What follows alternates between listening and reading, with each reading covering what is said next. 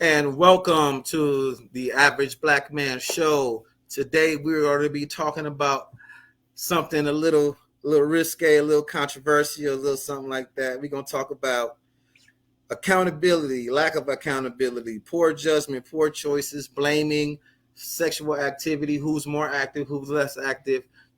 Do we hold up, we blame other people for our own sexual irresponsibility, and so on and so forth. It's gonna be a juicy one. There, let me pull up this poll that was taken by Dread Boy, and I'll let you guys look at this. Can you guys see it on the screen? It's little, huh? It's little. Or you guys can come off mute. My bad. Yeah, it's tiny. Yeah, it's tiny. We can see it. I can see it though, but it's tiny though. Okay, I'll read it then. All I right. wrote the post, so I know it is. Right. Okay. So it says, Facebook, quick question. Who is more sexually active, men or women? And overall, pretty much every man says women and every woman says It's men. man. So far. Right. And this ties together with a new, let me see, where is it? I don't have it up. But there is a, let me pull it up. There is a new study that was taken that basically says that men under the ages of 30 report that they have not had sex since their teenage years. Which is crazy. Which is crazy, right? Like that's not a drought, that's famine. Yeah, that's real, man. That's not a drought. Oh no, this is something else. And do y'all see the comments too that I had in there though? It was just like, yeah, we done, so far every answer girls put was because men wake up with a hard on. Like what? Just so that makes us more horny. Basically, not understanding what it is to be a man, and men not understanding what it is to be a woman. Basically, right? Like I'm like, well, okay. Share screen. Here we go. Boom.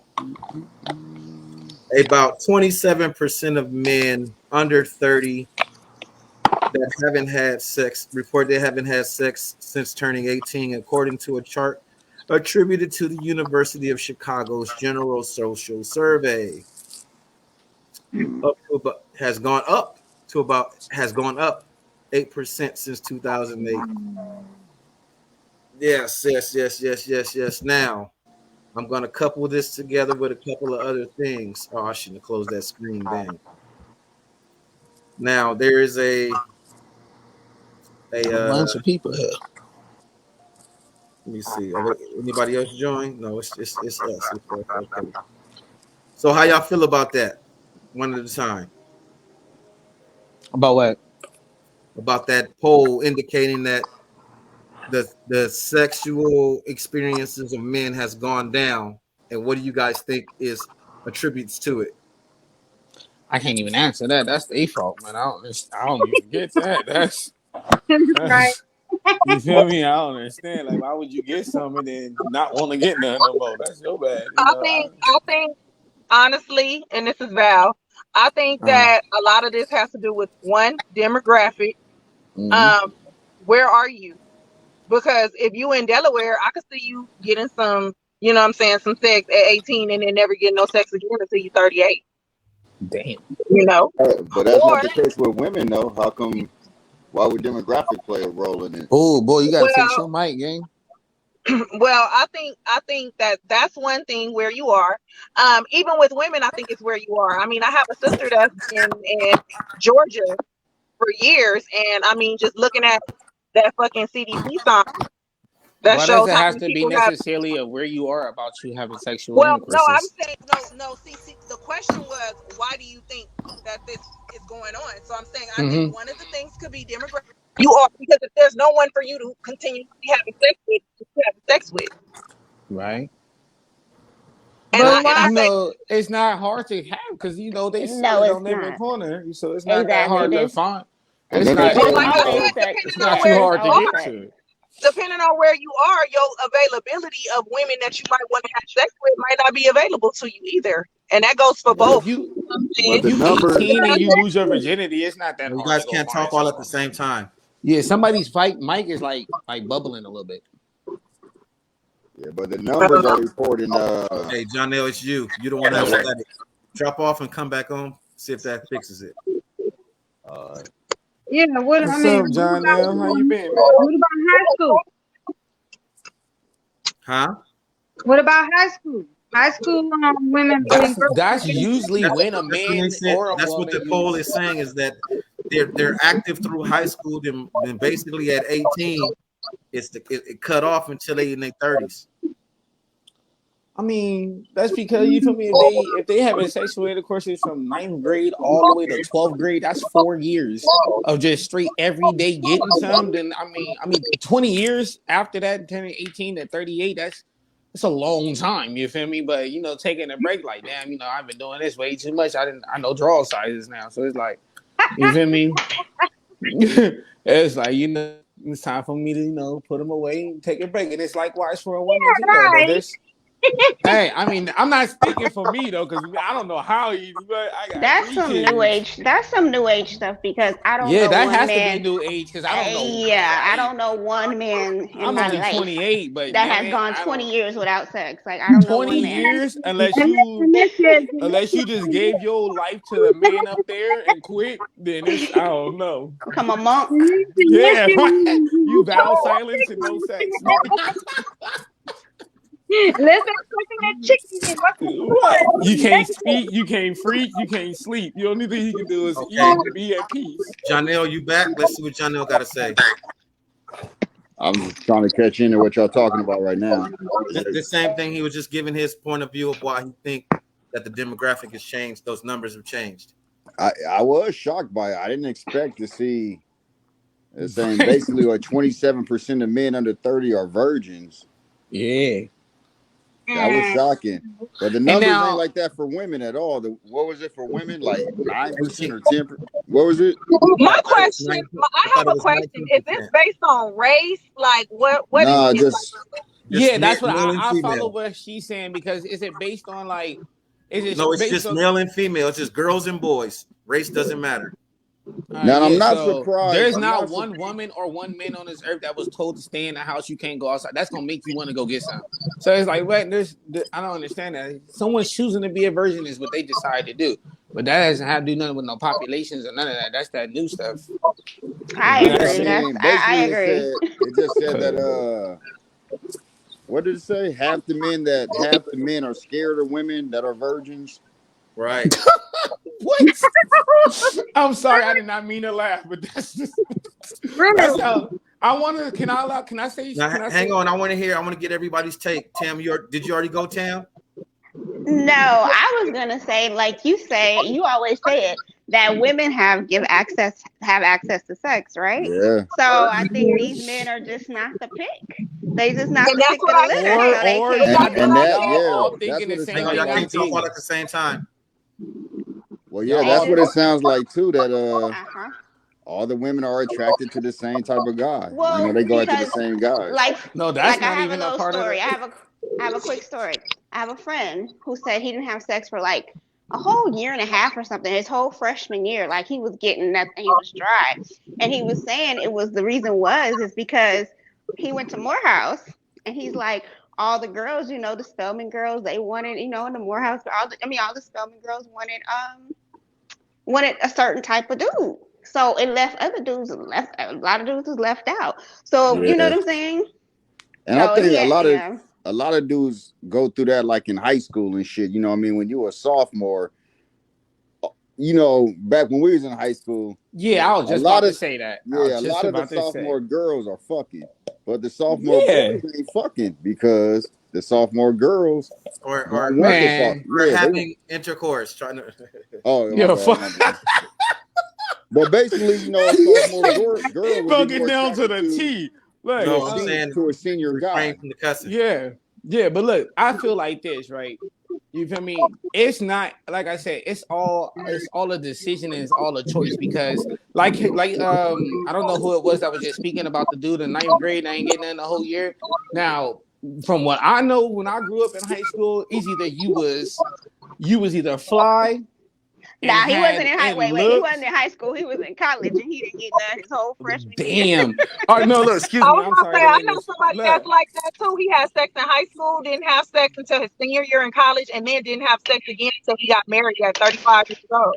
but God, nowadays, dog. though, but look, like she just stated earlier, this is some new generation stuff because back then, as long as you had, and even in now too, actually, it's not even new. It's just still now though. As long as you have something appeal to a woman, you can get some. You feel me? It matters. It's either looks, your clothing, your style of living, your car. You feel me? A dusty nigga can pull up in a Benz sitting on 24s, beating luxury car, but hop out with some holy sandals on and some beat up socks and baggy daddies on, but he's still gonna pull any girl because they looking at this car, not him. So for someone not to get some for that many years, it's you. It's what you doing. You feel me? Either your rap ain't tight or I you have to just agree.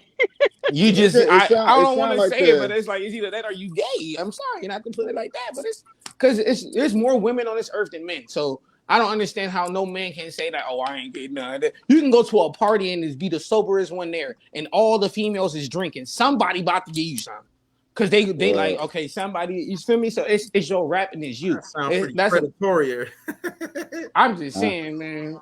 It just well, with like the you feel numbers me. being so high though, because the numbers are not But in what low. state, what country, what continent, The where? numbers are not even they way higher, I think, than any of us expected it to be.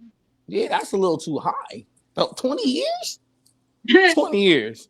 Well, 20, they saying under 30. Basically, men under 30 are virgins. Ooh, I don't No, know. are they virgins or they're not having It's sexual intercourses Yeah, they until they're probably that not age? having none. it They say getting yeah, it sound some of the shit we looked at several different studies. Some Yeah. say Yeah. virgins, some Now, say my from take 18 on to it 30. is, my take on it is this whole movement of feminism gone wrong, and the I don't need a man movement is what I think it is. With Hmm. the whole the whole toy culture. Hmm. It's the whole toy culture because I had, on Instagram a few days ago. I just checked it right now, and that video is down, or I would have played it right now.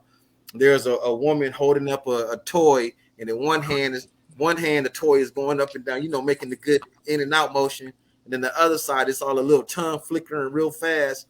And she says, "On this episode of Nigga, I Don't Need You. Look at this. Look what I got." So I think the increase in this toy culture and is contributing to a lot of men that Not getting that. would have got some just out of pity, like, what, I feel bad for him. Let me give him a little this. But she got 15 other different sizes in her closet, another Right, right. toy, mechanical little. Yeah, see, Well, No, so I it's think, well, but it's that, it's and then the antisocialness. I know that's not a word. The yeah. antisocialness of social media, because social media is not social at all. at It's it, all. it increases people's insecurities 100,000 fold. So if you were already scared to talk to a girl, and then you see her on social So media, media makes it all worse. popular, and she's popping and all of that, you're gonna really be scared to jump in her inbox, because if she not gonna just diss you, she gonna screenshot your Shot message you. and blast you. Like, Story. look at It's this gonna be on pissy the dude trying to story. holler at me and publicly And all humiliate. he did was say, "Hey, gorgeous, how you doing? Look at this thirsty ass." I'm trying to tell you, that's thirsty. Ain't he thirsty? Oh, you want me? And like, girl, wait. But then on Facebook, I need a man. I need a man. I don't need no man. Like, girl, you bipolar. That's what you are. You need a you need a chill pill. That's what you need. You feel me? Cause I don't. That's crazy. Yeah, yeah. Make sure everybody follow me on the book though, Dreadboy JMC. You feel me? Follow me on Instagram, I'm, JCush99. I'm, Cause I I'm was gonna tell you hoping the truth your, how it your go. peoples would get on. Okay. Mhm. I was hoping some of your folks would get on. I would too though, but they don't know how to have this debate. That's why, because you feel me, some of them it's the Ottawa waters themselves, so they're not finna get on here and have this conversation. They gonna be on here like, no, I don't agree with that. Like, weird. Well, that's what a conversation is. Yeah, but I'm trying to tell you though, it's just I don't know, man. Well, a lot of my friends ain't got their teeth, so they don't want to get They on don't got to camera. be on camera. They can have I their. know. I know, but either they bald or they ain't got no teeth, so they don't want to. But some of them want to be on camera. They just don't want to get on. You feel me? If that makes sense. Tell them put a wig. Should them put a wig on and some dentures and get on. You're not right. turn the camera. Just turn the camera off. Now, now let's wheel it back on in now. So with those numbers being like that, the fact of all of these women that have multiple children and saying that men need to be more responsible and wrap it up and all of that, the numbers don't support that at all. The numbers don't support that. The numbers show that women are having multiple children by the same select group of men. Or that's the just same. Looking at the number, that's just dude. It is the numbers kind of support what we already think that there's the same group of dudes going around having a shitload of kids. You know what I mean? It ain't all of us having a shitload of kids, but the numbers support that women are fucking more than men overall. John L. language. Like smashing or something. Right. Something.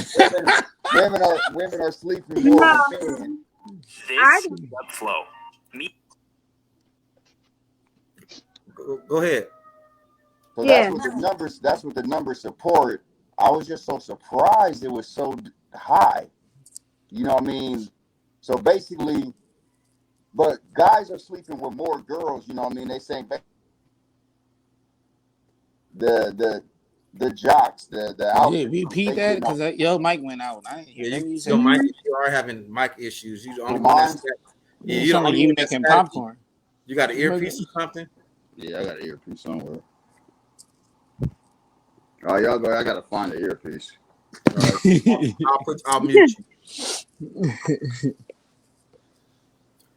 All right, so Uncle, can we get into that video of the that video you sent me of talking about them girls talking about them they rather have a one night stand and then get mad and talking about something they want a man on Facebook and social media? That's what I want to see. That's funny. That had me crying. That's the video that I sent you, Tim. Yeah, that video is funny. And that video to me, well, I'm gonna play it, but to me, this supports the it supports a false and it carries a false narrative, and that false narrative is how they got a lot of these young generation girls coming up like, see, these dudes just leaving us with these kids. They need to wrap it up and be more responsible and take care of these kids. But it's like, well, you're not even trying to vet the dudes before you sleep with them. Here we go. I don't do the boyfriend. What you do? When I stand, I don't do relationship. Nah, that shit dead for the motherfucking bird. I'm not the marrying type. I don't do marriage. When I stand, I'm more of a, solo type of bitch. Oh, see, God! It's an evil world we live in. I don't do, but look, you notice that old girl didn't say. You notice the old girl didn't say she didn't do relationships. She said she don't do marriage. You feel me? So because being in a relationship and being married is two different things. A relationship, you can kick her or she can kick him to the curb at any time. You feel me? Being married, it's a lot of processes with that. You feel me? So you notice she said she don't do marriages and not relationships, and the majority of them just say they do one night stands, but that end up being into a relationship. I promise you. Tell me I'm lying. You lying. Mm-hmm. You lying for thinking I'm lying. Now, to me, what stood out to me with this is that it shows like thinking in the moment and not wanting to be held responsible for your own sexual irresponsibility. Because if they get burned, it's gonna be the dude's fault. If they get pregnant, it's gonna be the dude's fault. That's just natural. Man, a girl could break up with you and get with another dude, and it's still gonna be the other dude's fault. You're the reason why I'm with him. Like how? How am I the reason why you with him and he's smacking you up? That's my fault. All right, cool. I guess. Janelle must agree with that, because because he knows. He like, man, he done been blamed so many times. Yeah. He done been blanked too many times. Like what? Yep, ladies. What's up, John L? How you been, man? Well, hold on. Well, say y'all greetings and stuff. You don't even know who I am, huh? You know Man, I've been knowing you since you was a baby, boy. Man, we ain't gonna bring up old stuff. We gonna talk about the new. Once they get to saying, I know you said you was a baby, here come the backgrounds. I remember when you jumped off the couch and landed on the. Huh? Yeah, I remember when you were skinny. Now that's a cold memory right there, because boy, I'm 30 hot dogs away from being 400. Now, how y'all feel Hey, about I'm that? about to leave though, y'all. I gotta take the avion to Rick. Okay. Sorry, I'm gonna have to get up out of here. Yep. All right, I'm gonna try to return though. All right. Bye, everyone. Bye. Bye. All right. So, how do we feel about that video? Is this new generation on some super? Is that independent woman mindset and these bitter women raising bitter women, or what y'all think? I mean, I think it's probably some weird shit. There's something to it. It could be bitter women raising bitter women. It could be an independent mindset. I think it's more so a younger, you know what I mean? She sounded like she was young. I didn't even see There was the a whole video. bunch of different girls. Okay. There was a whole bunch of different girls all giving the same answer. Now, of course, whoever edited that video didn't show the girls that said that they want relationships and marriage. They picked the girls that said what they wanted to create a narrative, which we get. So, But how old were the girls? Like they were young? yeah, they're roughly in their 20s. You want me to play it over so you can look at it? No. But I think it all kind of ties hand in hand. I think women are more aggressive sexually because they think men are out there fucking. Because I've always heard that shit. You know, men can do it. Why can't we do it? Oh, man, it's the radio. You can't cuss on the radio? But What that's kind of podcast you can't cuss on? Because it's not on YouTube because they won't monetize. But we practicing. It's all good. Man, you gonna clip it anyway. But it bleep that shit out. But it kind of go but it kind of go hand in hand though. Like, you know what I'm saying? Women, I've always heard my whole life, women think, well, they doing it, why can't we do it? And that's what it sounds like with the clip you played. A lot of the younger girls, they more aggressive sexually because that's what they think the world is. But I think on the flip side, I just think maybe it's some of the dudes that women choose to mess with that's why they see that version. You know what I mean? Maybe that's what they see because that's what they choose to go after. Peep this out.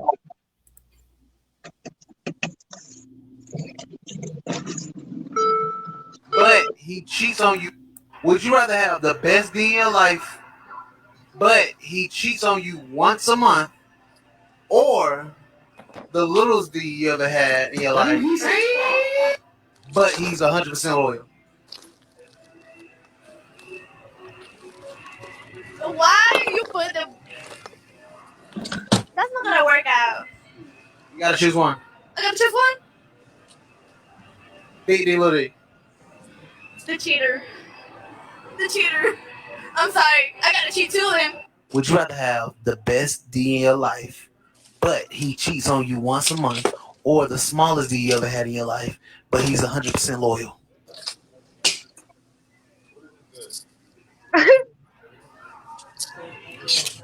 The biggest, the cheater. Because if it's small, I'm not gonna like enjoy myself. I'm not gonna be with you.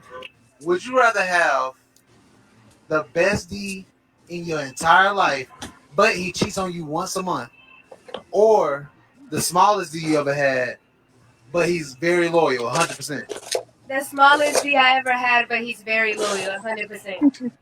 God bless you. Now, would you rather have the best D in your life, but they cheat on you once a month, or the smallest D you ever had, but they loyal? Damn, that's hard. But they loyal.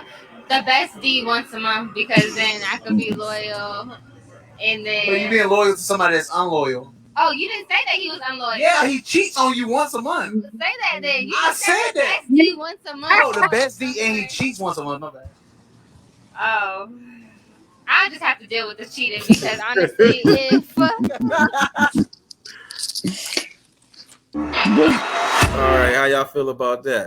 I feel that I would take the loyalty and the small dick, long as you got a tongue to use.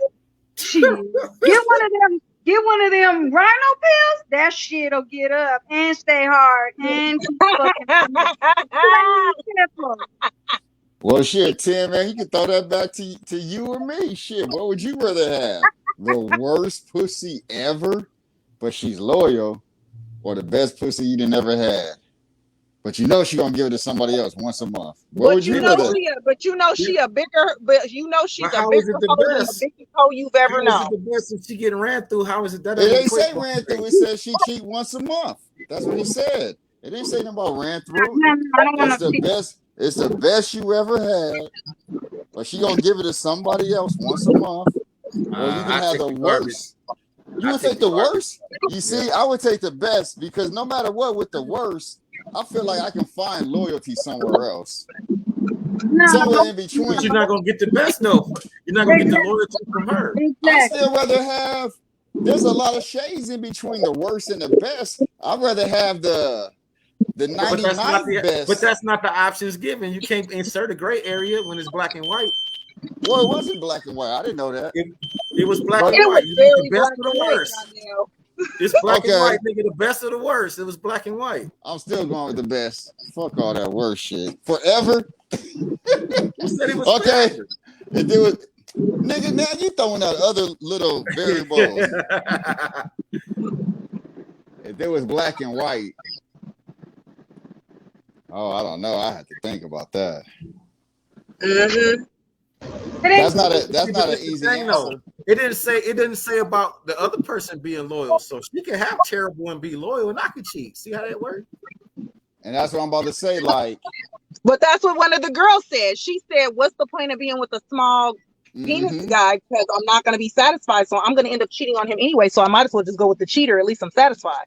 Exactly. You know what I mean? Because I don't know, man, because you gotta. It's too much.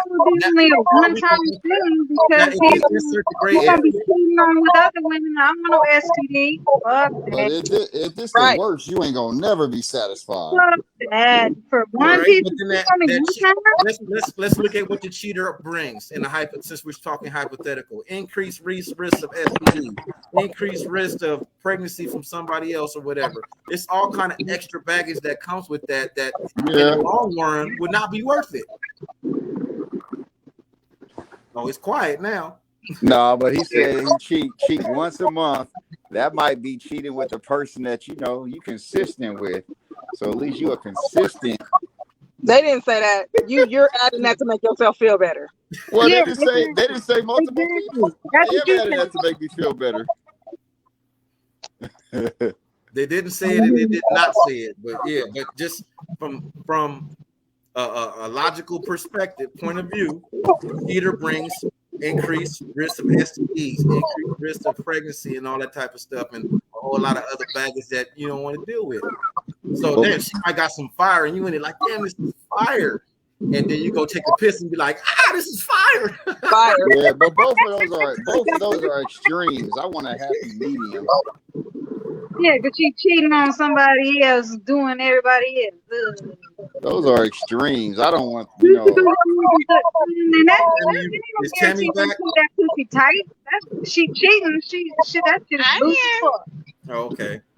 I don't know. I know somebody got a whole prostitute pregnant, and he swore that pussy was the best he ever had. Well, obviously. So I don't know. That's all Kegels right there. I mean, it just they also said based on how she was made that they had to hurry up and take the baby out because her organs was being smushed up because her legs was so far up in her torso because she's not all black. So the baby here now, what you saying? Yeah. Oh, we're gonna have to have that conversation later. July 2nd. I'm gonna need to hear all of that. But I'm just so that's saying. Is that the So, baby I that's don't know. online? That's the baby that. No, absolutely not. That was my cousin's son. Okay. He had a little girl. He had a little mini prostitute in the making. Poor All right, baby. so now that me and Janelle answered that question, we gotta ask it to y'all now. The biggest and he cheat, littlest and he loyal. I'm gonna go for the littlest and loyal. What's the question? Oh, neither. That's how I feel. That gotta be. I refuse to pick. She's gonna just be in that toy. She's gonna go be in that toy coaster. I got you. Yeah, neither. Basically, I guess forever. If that's the case, that toy. She's gonna have her a bouquet of roses. Little roses. That's comedy. But that's not being realistic because you're gonna want hello, Storm. How are you? What's poppin'? What's poppin'? What's poppin'? What's poppin'? I don't know how much you heard, how much you ain't heard. I just tapped in. Okay. Yeah, Junior just tapped out. He had to roll, but he say he gonna be back.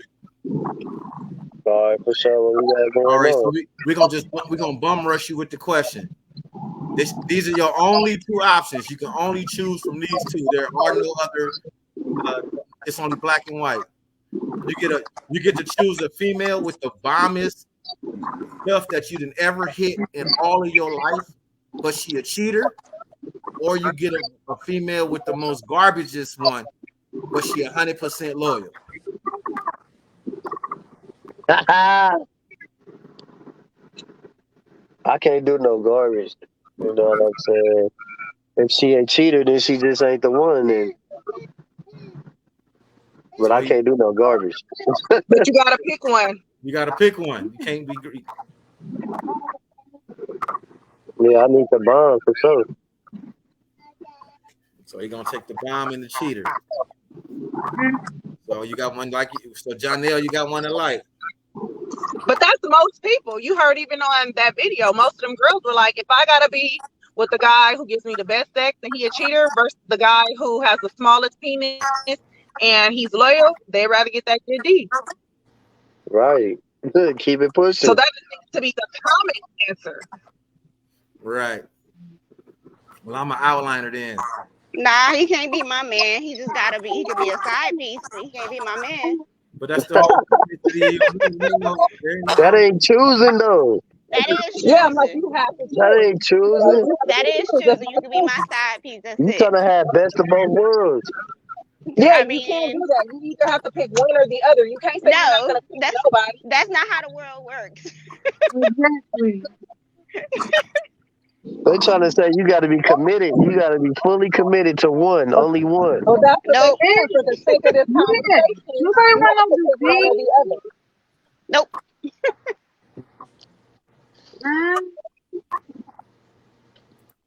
Hey. But that's stupid if you're not gonna answer the question. What happened?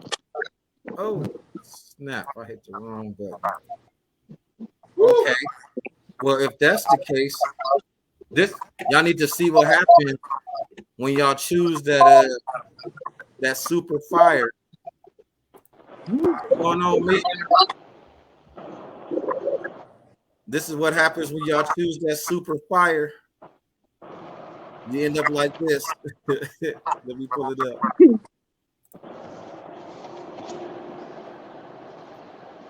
You end up like this.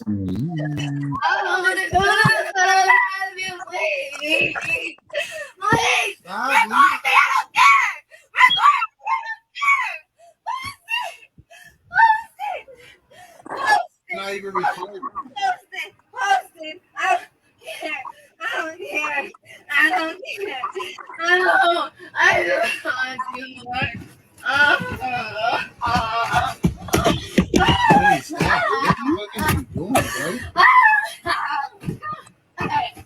I need you. Please. I'm going crazy. Please.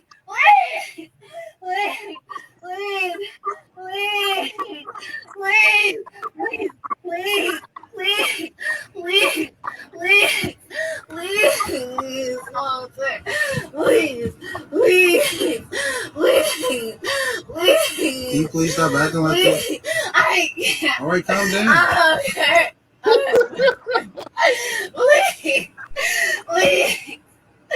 Please, please, please, please, please, please, please, Walter, please, mommy, please, please, please, please, please, please, please, please, please, please, please. Please what? Please turn this off. Already, She's I getting took on it my off. damn nerves.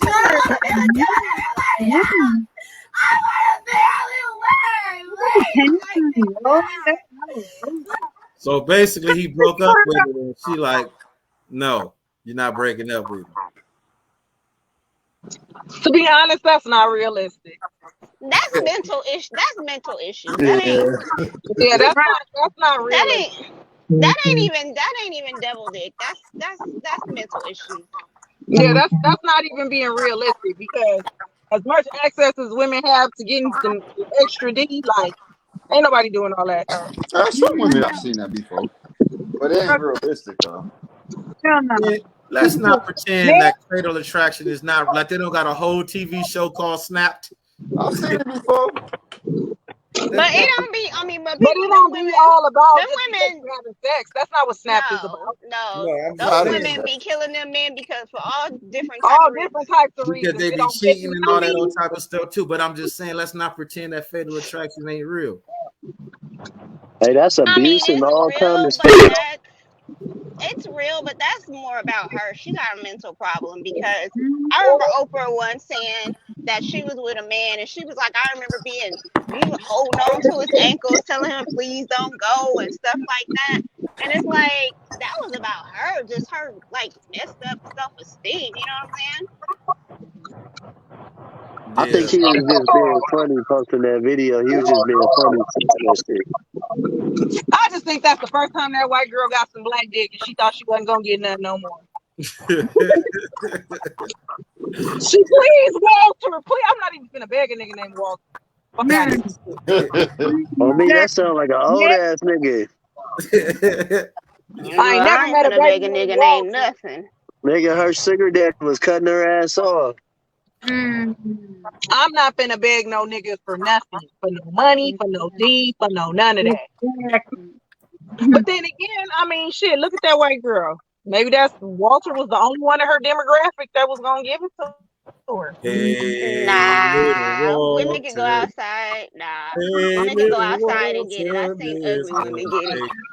You gonna be fat I bald. have too. Okay, You hang can on. be I have fat too, bald. but You let's gotta be ask me. very You gotta honest. ask me the question. You can be fat bald and got 4 kids and still get it. We gotta ask Girl, me you the could be question. fat with 7 kids and somebody stupid and slip up Hang in on. that. Hang on. We gotta ask Meech the question. Meech, you have to choose one of the two. Yeah. It's a woman with the best nana that you've ever had in all of your life, but she's a cheater, or the one with a terrible nana, but she's 100% loyal to you in every way. You said the best, Nana, but a cheater. Or the worst, and she 100% Or the worst, loyal. but she's loyal. Yeah.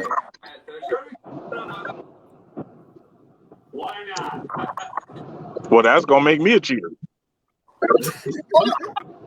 But you gotta pick one.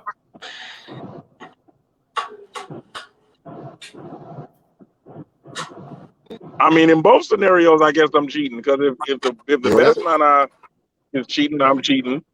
If the worst Nana, like I'm not just gonna settle for that. Like that's like I'm picturing the worst that I've ever had. I'm sorry, I'm just not gonna. So I would probably have to say the best, and we just gonna be both some cheating people.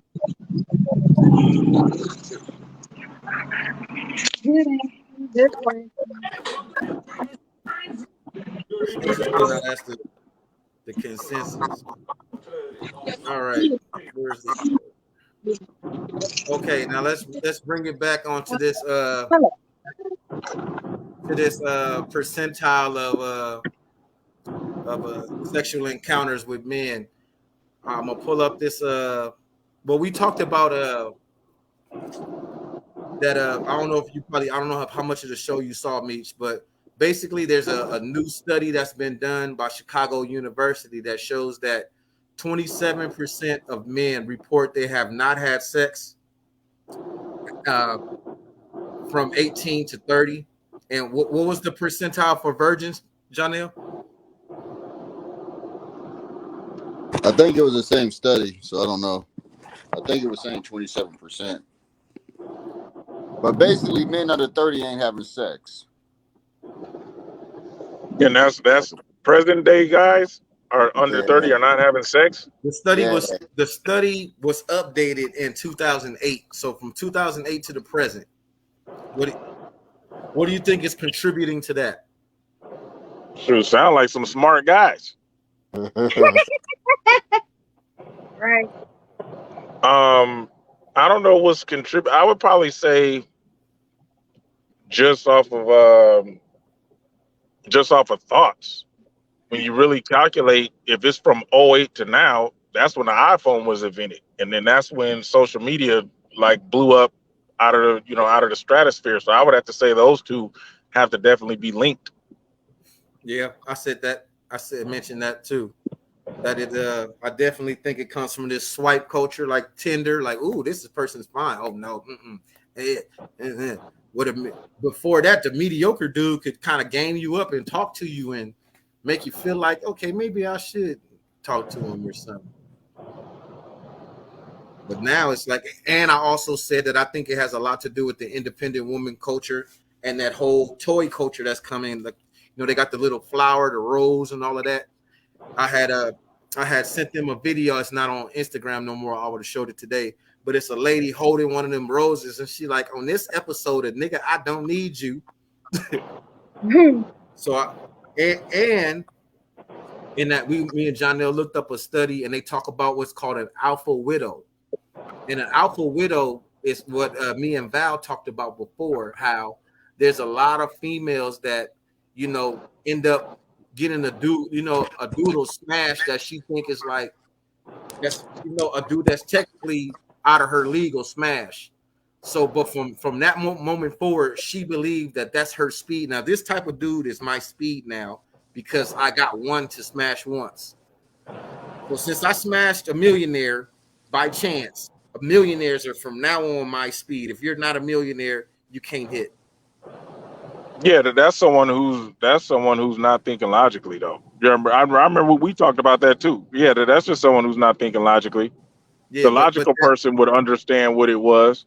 Right, but the point is I'm saying I believe that contributes to this statistic, because if she's a regular person, she's an average woman, all these average men that would have hit if had this one dude not hit before. You see what I'm saying? Well, I think that, and I think another part of social media is, like all the stuff that, like, I see family members, that are post pictures, right? Oh my God, absolutely gorgeous, and I'll be like, well, what are you looking at? I mean, I ain't trying to be mean. I'm just being 100. You know what I mean? I mean, I think that some people, and I get the uplifting movement. People want to be uplifted and all that stuff, but I think people should still have reality, because there are some people who can take that compliment and be like, yeah, I know you're full of shit. You know what I'm saying? But then there are some people who really think that. And then now we'll start, looking at other people, kind of condescendingly, like, dude, you're not on my level and all of that stuff, because you got a whole bunch of either family members as well as like thirsty dudes, sending that person's mind there. Or the cliche blew their head up. Yeah. That's the old school. But I mean, it could be a lot of different things. To be honest, I think a big contributor though is, dudes are just, I think, probably being a little bit more smarter and responsible, with their penises compared to, when we were young. But they said they report that more guys now exhibit just shyness and social awkwardness, which ties back into the whole social media thing. Everybody's online instead of interacting. And on top of that, since this happened, there's a whole lot of, the porn industry to increase, and viewership of porn and shot up. Yeah. Dudes be in school going to the bathroom watching porn on their phone and shit like that. Getting one off in the hallway or so in between breaks and shit.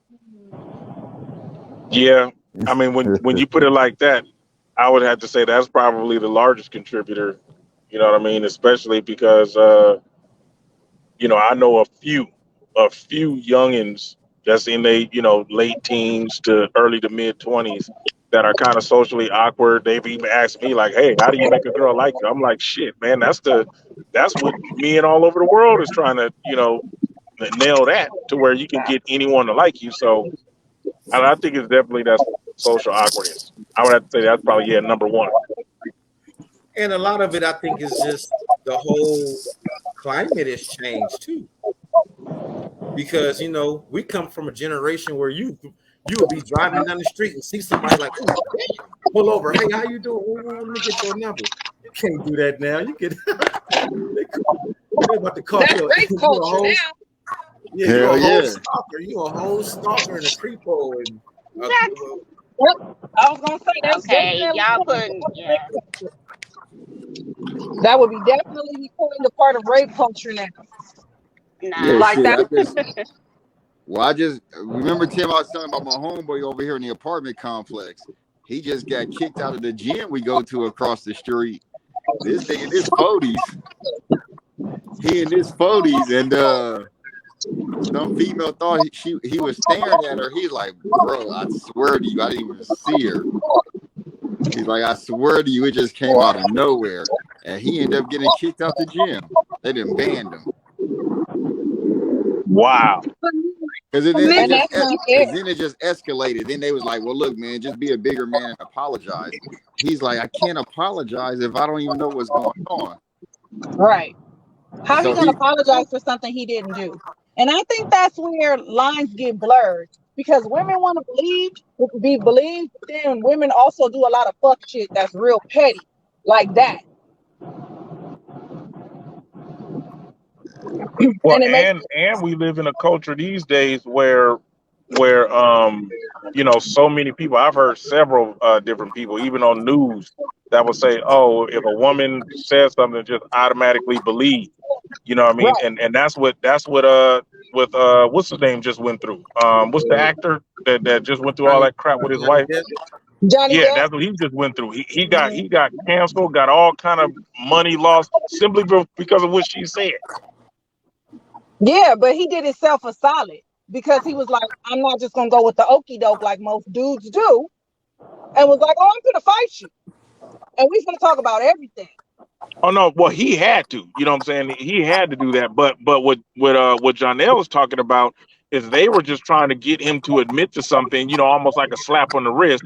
But now with him, even with that admittance, everyone gonna be looking at him with a side eye now. exactly. Right.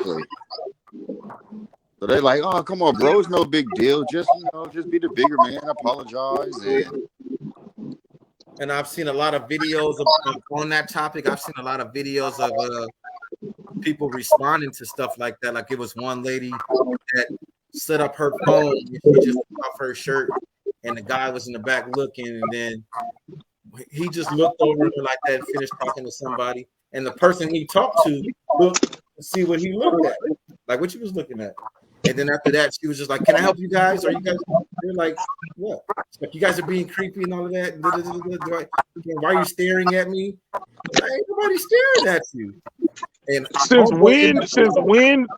when is looking at a naked person that's not usual, that's not common? Like you don't just see people just naked, or like when does that become creepy?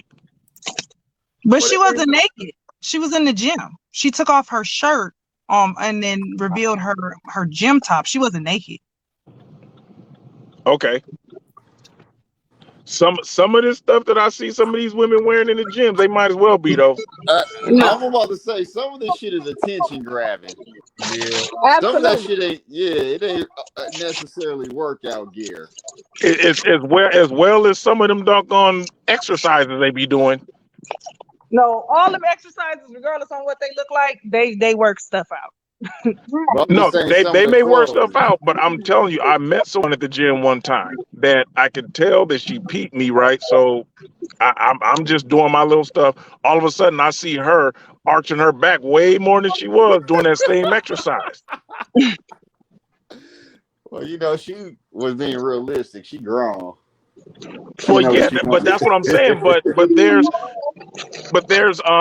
there's little things that can be worn. Like I see it all the time at the gym. To where I'll be like, dude, some of that stuff is hard not to look at when they walk by. Yeah. You just don't gotta just don't stare, I guess. Yeah, I don't exactly. stare. Now, yeah, if you just stare and you just straight, you know what I'm saying? Like kind of like that video I shared, like you imagining all of that, you know what I'm saying? You done just got lost in the moment. That's probably creepy. But if you know, like you just glance like me, I just glance and be like, oh, that shit look good, and just go on by my business. Yeah, exactly. But men But over at the I ain't gym gonna don't sit be there and drool over it though. men at the gym don't be doing it. Yeah, I guess What'd you that's say? true too. And just keep doing their workout. They just be staring, or they'll just leave out that place talking about, oh, they ain't nothing here. They just looking to look at women. And but yeah, women, they be putting eyelashes on, they have their hair did. For what? You're just going there to All right. fucking work out. You're gonna sweat. What the hell are you? This is no club. This is a workout. I peep I that just shit out found all the time. And I'm I at the just gym. found this video, and it's saying that women set thirst traps at the gym. Now look what they're doing in the video. Look what she's doing.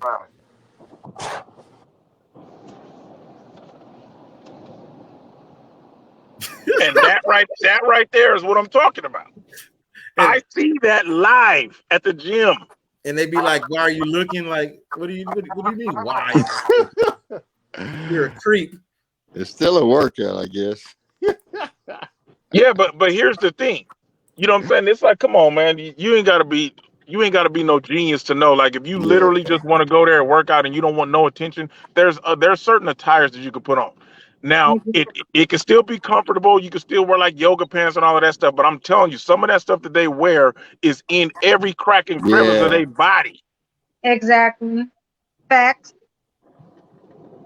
When I see plenty of women who have nice shapes that are wear like yoga pants that's not in all of those places. You can just where you'll just glance and be like, oh, okay, yeah, she's shaped nice, and you're going about your business. The ones where you can see camel toe and booty, all of that. You be Oh, like, they got dude, the new then ones they that doing those type of exercises on top of it.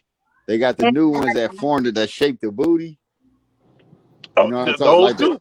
the yoga pants or yoga shorts and they shape the booty, make it look all extra perky and shit. Yeah.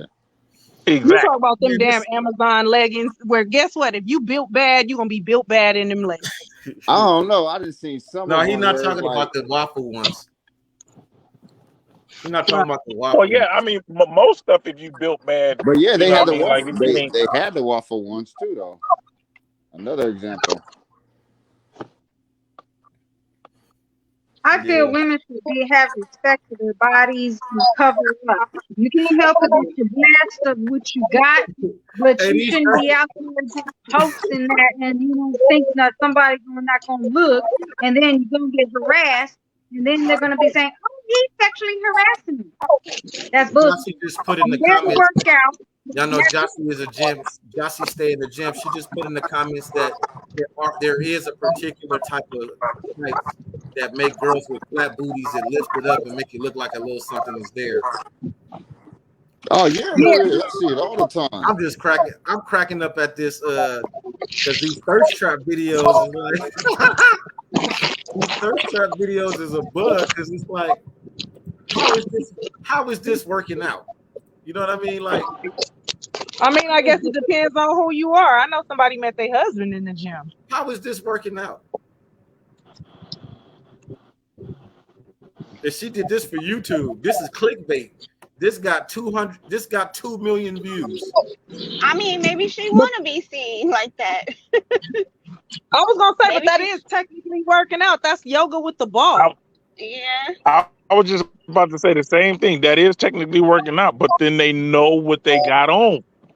Yeah, you Right, can but put maybe on she regular wants to be sweats. looked at like that, like a You can put P3. on regular sweats. Maybe she's trying to catch somebody. Catch somebody at the gym, possibly. That's like that would be like a dude taking one of them rhino pills and putting on biker shorts and going to the gym like I'm just going to I work mean, out. The thirst dudes trap at are the gym all the thirsty too, though. time. They thirst Right. trap at the gym all the time. Come Right. on. I feel Dudes like be trying to set if a man is not something already buff, he can't thirst trap nobody. That's not true.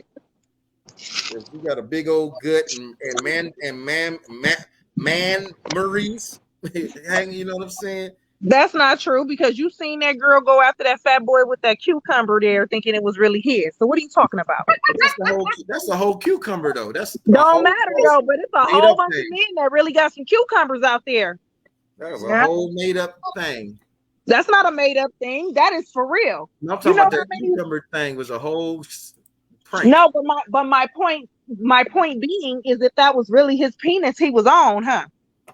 Oh yeah, but it It wasn't. didn't matter that he was fat. Because he was fat. She didn't want nothing. She didn't have nothing to say to that man until she thought that the cucumber was really his penis. On God. She literally tried to grab it and everything. Wow. I think that says a lot about her, though. It does, but I mean the thirst is real both ways. That's all I'm saying. Like he's saying the only way that you would be looking for a dude in the gym. That's not true. Wait, the only way you'll be looking for a dude at the gym is if what? He said the only way he would attract attention in the gym if you're a dude is if you already buff. And I said that's not true because girls be looking at them pants. Oh. Yeah. Yeah, them gym shorts or them the gray sweatpants. Yeah, the gray sweatpants. That's what I'm saying. So while he's sitting there talking about, oh, you gotta have some Tyson Beckford body, that's not necessarily true. It depends on who's looking, huh? No, well, John told me a story about a relative of his that's like super buff, and women would walk up to him and pull out their phones and just randomly show him butt naked pictures and be like, "How do I get rid of the fat right here?" I don't know. They was shooting their shot. Right. I was about to say, shit, Right. That's all they had. They led with what they had. But that's the point. Dude was all super buff. Dude was all super buff already. I don't know where John Hill went to corroborate that story. Buff often screams to me very little penis, so that does not wake me up. I don't know. I don't know about all that. That's not in my realm of understanding. Well, it's in my realm of understanding, so I'm telling you, super buff often means very little penis because what are you doing? Taking rhino pills. That's definitely not always true unless he's taking fucking steroids or something. Exactly, that's what I'm saying. Cause I just saw a super buff dude today, and he,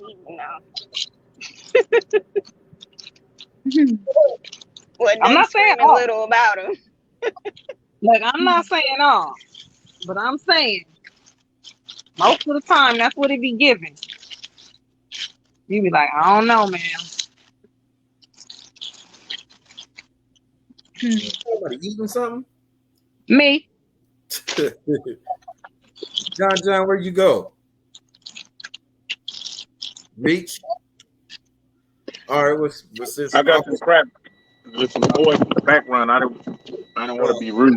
I'll bring it back to the topic then, and we didn't veer it off to another way. I was just letting it roll.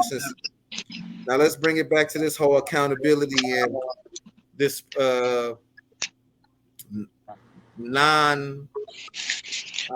guess the way I want to word it is do y'all believe that morality has lost its value? Like with the girls talking, like with all the clips I played so far, is a sense of morality lacking in all of that? Like everybody's saying, I'll take the cheater, whatever. And then the other clip was, oh, I do the one night stands. I don't do boyfriends. I'm a one night stand. I'm not a boyfriend kind of girl. I'm not marriage material. I'm not a wifey type of chick. Like, do y'all believe that morale is over, and is that why these numbers, like with men, are decreasing? Because girls well, the evidence shows that girls are having sex with the same few sets of men to the number. Matter of fact, there was a whole show about it. Also, we also have 5 other men who have multiple children with different women. Nathaniel. Anna, how many children? 28. How many women? 16. Terrence. Good God. 4 children with 2 different women. Yeah. Ryan. Almost 5 children with 4. Almost 5. Yes, now talk to me about an almost 5. I have another due November 22nd. So 4 children. 4 children. How many mothers? 4 different women. 4 different women. Yeah. And you got a baby on the way. Okay. And John? 6 baby mothers, 11 children. 11. Oh my God. Good God. Now, I'm good. now, how does this happen? Is this the product of what we're talking about? Is this how does this work? Like, how does it work? How can the only way I see this working is that these women did not vet these men? Because no, of course not. I mean, it works because people think that marriage is scarier than having kids. They'll have kids with just about anybody. Agreed. I've heard that numerous times. Like, oh my God, having a baby, yeah, but getting married is so serious. Like, how is having a baby less serious than getting married? Right. I never quite understood that logic. Me either. Well, when you grow up in a household where you only see your mama doing everything, you believe that it's feasible. The parents. I mean, I grew up in a household the first teachers of the children. But shit, I mean, I just knew that's not something. You know what I'm saying? Yeah. Well, I get what you're saying, though, Tim. I mean, even with my daughter, I had to explain to her. She thought that's the way it goes because since we have been trading her off since she was a baby, and her father, she thought that's how it's supposed to be. Like, so every other weekend, I just give my baby to the dad and I go do stuff with my friends. And then the thing is, too, she probably got friends that are in the same situation. You know she was 3 at the time, so they wasn't talking about that. This is a 3-year-old her. She literally got that straight from observation of parents. That's all. But I had to explain to her, like, no, that's not how it's supposed to be. But to be honest, I still don't even think with this situation that morality is what's lacking. Because my grandma got 12 kids and 3 baby fathers. And grandma was also from a whole nother country, but them different fathers were all her individual different husbands, though, too, right? True. Yeah. Very true. But so that's only because in her country, it wasn't you having babies without being married. Wasn't nobody ever gonna marry. Well, it is not even just her country, because for my mother's day, they had shotgun weddings and all of that. Oh, you got my daughter pregnant? Right. My other grandma had a shotgun wedding because they found out she was pregnant at 16, and she got married, and she said she didn't even know she was getting married until she was walking down the aisle. Right, shotgun wedding for sure. But that's so there is a system of morality that's there, but not on the part of the people getting married. And that's not even about morality; it's about image. Image, yeah. I'm gonna play a little bit more of this video. And children. And Jumani? I have 6 children with 4 different women. 4 different women. Yes, ma'am. Now here's what I want us to get. That these men collectively have 87 children, that includes Jay, with 50 different women. That is 137 people who are impacted by choices and decisions that you've made. No heat, no judgment. I've got some stats for you. Children who come from fatherless homes. And I say fatherless because 6 men, 87 kids, even if you're there are pieces that are going to be missing. Would that be accurate? And I'm not saying you're not doing the best you can. I'm not saying that you don't want to be there. But at this point now, we have to look at the children's experience. Children from fatherless homes in this country, 5 times more likely to commit suicide than children who have a father in the home. 32 times more likely to run away. 20 times more likely to have a behavioral disorder.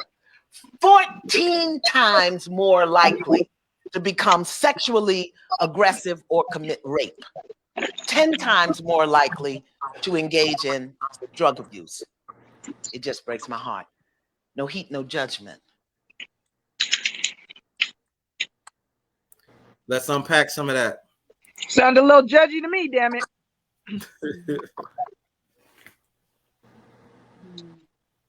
So this culture that's coming up, the difference I see in the culture coming up, that they're not gonna have all these babies like this, is because of the toy culture and the I don't need a man culture. So it's less likely for them to be making a whole bunch of kids for that reason. Well, that plus the whole LGBTQ culture that's coming and rising is having a large impact on numbers. And I think also just being more aware. Yeah. You know, when you got somebody like Future out there doing what he do, and then you got your Fetty Waps and hell, even people that we didn't see coming, like your Nick Cannons. But see, that's scenario's different because at least they're in a position to where they can provide some care and stability. And some of them still don't. So that's neither here nor there. True. But that still boils back to the whole, like I said, the whole vetting. If it's a culture coming up of young girls that feel like it's all about one night stands and there's no vetting of these men going on, I don't personally feel like these women have the right to be like, my baby daddy ain't this, and my baby daddy ain't that, and my baby, because it's like you didn't know that man. Right. But men too. Men be the first one saying, "Oh, my baby mama da da da da da," but he didn't know her either. True. I agree. It goes both ways. You know, somebody could be blatantly trying to warn you about the person you're dealing with, and you're gonna do what you want to do. So let's throw out some solutions. What y'all think some solutions would be?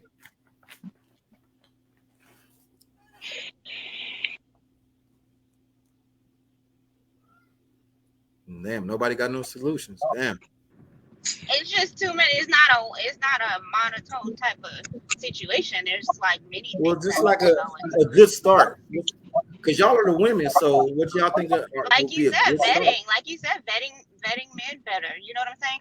Holding men like to a higher standard. Holding you know what I'm saying? Well, see, this is the thing, though. See, and this is me playing devil's advocate. We could easily say that women might be holding men to a higher standard. That's why everybody not getting pussy. But no, they not. At the same time, look, didn't you hear me say I'm playing devil's advocate? But at the same time, if they really was doing that, then it wouldn't be a whole lot of, oh, this nigga ain't shit. It would be more families instead of baby mamas and baby daddies. But that's the thing. The numbers reflect that women do hold men at a higher standard, and it's only those men that they're holding. But it's only those men that are having sex. No, it's only that small percentile. But the things that they're which holding, is why the proof is like one dude got 28 kids by 17 women. That's okay, but what you're not understanding, the standards that they're holding to are very superficial standards. Correct. That's what I was going to say. It's about having a big dick or having money and having this and having that. What you got here? What you got a house? Okay, you got a car. Blah blah blah blah. That's the standards they're holding them to. Not okay. Is this person a good person? A virtuous person? Right. Not if this person. You know what I'm saying? Those are not the standards they're holding them to. Mm-hmm. Like Janelle fell. I was about to say something to Janelle. He fell off. What you think, Meech?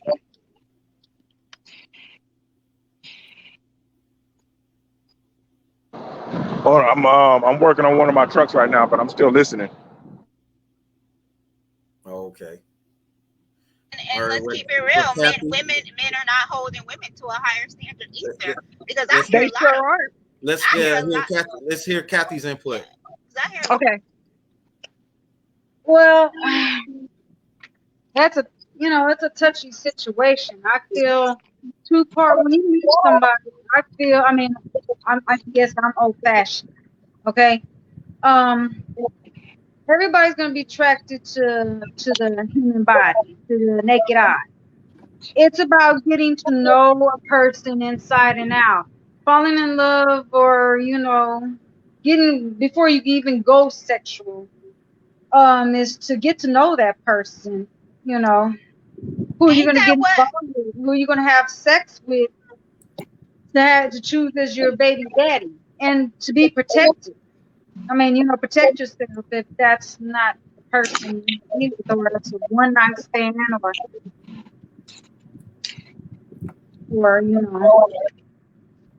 Ain't that what Amanda Seales said? And y'all said she was full of shit. Ain't that what she said? She said she don't, you know what I'm saying? And she don't subscribe to what's his name, Kevin Samuels, because of the simple fact that he based all his stuff on very superficial standards. Mm-hmm. But that's the reality of life, though. I mean, it is, but we have to start teaching our kids. Maybe, you know what I'm saying? A relationship is not going to sustain off of just superficiality. Right, but the whole thing is that it's both.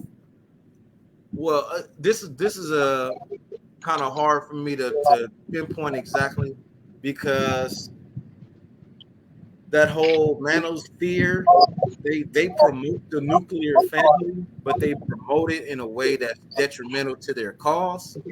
Because it's very male chauvinistic, very much so. Right. I think they're gay. Those men in the manosphere are gay. They promote the nuclear family and all of that, but the way that they do it, they make enemies out of the women. And I think that the women make, and I think in the women's verse, they also make enemies of men. So if no one's gonna want to work with somebody that's making an enemy out of it. You know what I mean? Agreed. So it's like if women are like, well, if men would get it together and stop being dusty, it's like, okay, but well, if you stop and then the men come back, but if you this, that, and the other, and you this, it's like it's contention and no resolve. Right. Because men will go back to, well, women want a man to cook, to provide and protect and this, that, and the other, but she don't cook or she don't clean and blase, blase, blase. And from the women that I've spoken to and doing these podcasts and stuff, women don't want to feel as if they're being told to do it. Because cooking and clean, they'll cook and clean. Ain't no problem with that. But they don't want to feel like I'm doing it because you told me to do it. Yeah. I have to. Mm-hmm. We still want choice. But some men don't care about that, though. Because just like old boy said on the last video thing, did you remember he said he was like, I could cook, I could get somebody, I could pay somebody to cook and clean for me. What are you bringing to the table? Correct. Did you see that video, Val? Yeah, I did. Okay.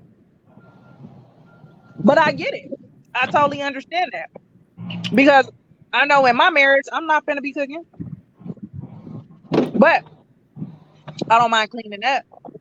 And I don't mind buying shit neither.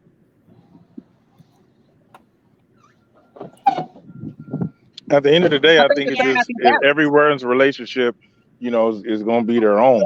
Different, right. That's just like with Tammy's ex-fiance. I love that we could be like, we hungry, and he'll be like, let me whip you up something.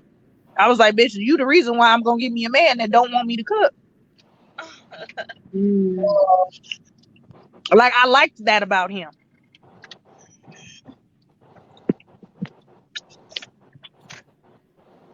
Yeah. But I think what that dude was saying in that one video was like, it's supposed to be when two people come together, there's supposed to be some mutual benefit. So Right. what was the lady bringing? You know, like it's expected. You know, traditionally, it's expected that a man is supposed to have these certain roles. So if the modern day woman or the present day woman don't want to subscribe to their old roles, but still want men to subscribe to their old roles, like okay, all of y'all old roles I can pay for. I can pay a maid. I can do all of these different things. So what's Right. my benefit beyond that? Yeah, but that guy to me was kind of saying. To me, he was kind of saying he was saying it without saying, "I want you to help with these bills," without saying it. Hello. Hello. Yeah. But I feel like this is my thing. If my man is going to work every day, right, and he's providing and protecting, and even if we divvy out chores, whatever, if he's doing all of that with his money and taking care of everything, it shouldn't mean shit for you to make sure that everybody fly or y'all can plan a vacation with your money or whatever, because it's a team effort. Yeah. Or, he want to build a business. You want to build a business. I don't think it's an issue to support his business and then have him support yours. I don't think that that's an issue. I think that a lot of people get into relationships now and it's very selfish. It's very one-sided. Okay, Val. Well, in that scenario, the only place I can see the issue coming in that would be, well, whose business takes priority. Right. So do I get to do my business, or you get to do your business first? And then honestly, I think that comes down to whose business is gonna make the money faster. Because it's our money at the end of the day anyway, right? Right. So that's an easy call. If he's talking about, babe, I can get this truck, put $10,000 down on it, but as soon as I get this truck, I can go flip the pallets like we were talking about, right? Just as an example. I can go flip the pallets and go make the gas money and the note for the truck and have some money left over all within that month. And then I got my business where I'm like, well, I'm selling tea, but I don't know how much of that I'm finna move. Why wouldn't we push something that's finna put money in our pocket right now? Right. And then we can take that money and put it into my business. Right. And that comes with certain levels of maturity that go with that. Right. And that's what I bring to the table. That sounds like that still had to do with money, though. Huh? That sounds like that still had to do with money. No, not necessarily. Because he was saying, most of the issues between men and women is no one wants to feel like they're getting played in a relationship. I don't want to put all my money into this person. Like he just said, if we both got businesses, right? Who business do you start first? I said, well, shit, we will obviously start the business that's going to bring in more money faster because it's ultimately our money in the end. Okay, but I'm saying let's remove money. What are the roles? Because at one point, money was non-existent, and men and women were still here, and we had roles. True. So present day, us as men, beyond the financial, we're still expected to do certain things as men. Like what? Say it again. Make more money than make more money than our counterparts. No. That's still bringing money in it, Tim. That's still bringing money in it. Yeah. No, we're expected to do things like 9 out of 10. When you call the police, you expect a man to come. If you hear that bump in the night, you expect your man to get up there and go take care of that. Correct? Correct. Yep. So that's what I'm saying. There's certain roles we're still expected to walk on a certain side of the street, so we can take that car that comes flying up on the curb instead of y'all. So what I'm saying is there's certain traditional roles that women still expect men to have. So Dude was saying, well, all of the traditional women roles that women don't want to do nowadays, that men basically have to pay for and can pay for. What are the women bringing to the table besides because they don't want to do those things no more? But so see, now what? That's not what he was saying. Actually, she said he asked her, what does she bring to the table? She said, I cook for you, I clean for you, I do this, I do that. She said all Right. these little domestic All things. the traditional woman roles. And he said to her, well, I could pay for all that. So what else are you bringing What to else the can table? you bring? So he was saying to me, and he was not saying it, but what he wanted to say, I'm like, if you want sis to pay some bills, just say that. No, because he said he was saying that we're still expected to provide a woman a house, and he said the words, "You cannot go buy a man to buy you a house." Right. He specifically said everything that you're talking about that you bring to the table, I can buy.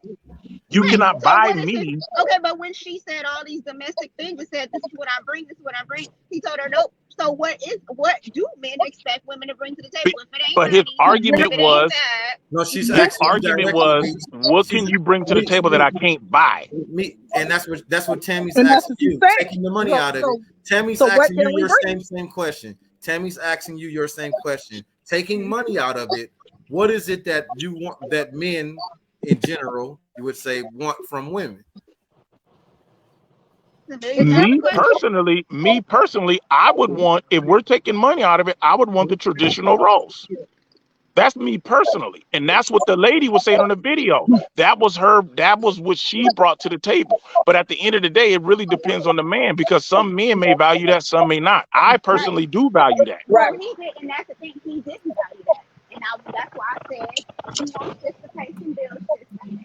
He preferred the financial part. For the audience. Let me play it for the audience so they can have context of what we're talking about. But to me, he wasn't saying that he wanted someone to help pay the bills. Because he was saying, like, she can have all the money in the world, but she can't buy a man to do the things that women expect men to naturally do. I get that part, but he's saying all this stuff, but then he's not saying what he wants then. But the question was to her. The question was to her, though. The question was to her. What do you bring? She said what she brings to the table. Yeah, but then he was saying. But he's saying that's not enough. So what should she be providing outside of those traditional woman roles? Okay, let me play it for the people that ain't heard it. And Amanda alluded to that. She's saying if you make less, okay, cool. But if you make less and you still can't take care of the basic necessities in this relationship or in our house, that's the problem. If you make less and you fail to monetize a skill that you have that financially benefits our household, that's a problem. Okay, cool. You make 60, but you're also an electrician. That brings in 40,000 extra in our house a year. That means all the lights, the ceiling fans, all the shit electrically based or whatever, you take care of it. So that's monetizing what your skill is. So it adds to our household. That's called providing. And I want to make sure that y'all understand that men provide in more than just a financial way. And that's my problem, because if I sit here and ask, okay, cool, if I pay every bill in this house, right, and I fix everything in this house because I'm an electrician, what do you bring to the table as a woman? What do you realistically do other than have sex? Oh, you asking me? I'm asking you. Okay, personally. So are you asking her that as a woman that makes more? I'm just asking. What are you bring? Actually. And every lady here, I want to know, what are you bringing to the table for the man that takes care of you? Here we go. And take notes. So what I do is I make that house that you pay for, that you pay that mortgage for, I make it at home. I cook the meals. I'm washing clothes. That's $100 a week. Don't play with me. I can get it made. No. You see that's where you're going wrong. It costs more than $100 a week to have somebody cook for you, to have somebody clean up after you. Because a lot of times you men become our children. All right, we dress y'all, we pick out y'all clothes, we cook for y'all, we wash y'all's clothes, we clean up behind y'all. When y'all leave your little piss on the floor. You're a good woman, and that's what you do. But let's be clear, it's a lot of. We're talking about me. I own a barbershop. We're talking about me. I got you, but you saying we. Speak for yourself, because I work in a barbershop, right? I own my own shop. The men complain that. It started off that way, but then they start slacking. They don't do what they don't keep up with that same type of energy, but they expect the man to keep that same energy of continue on providing in that aspect. So I'm hearing the complaints.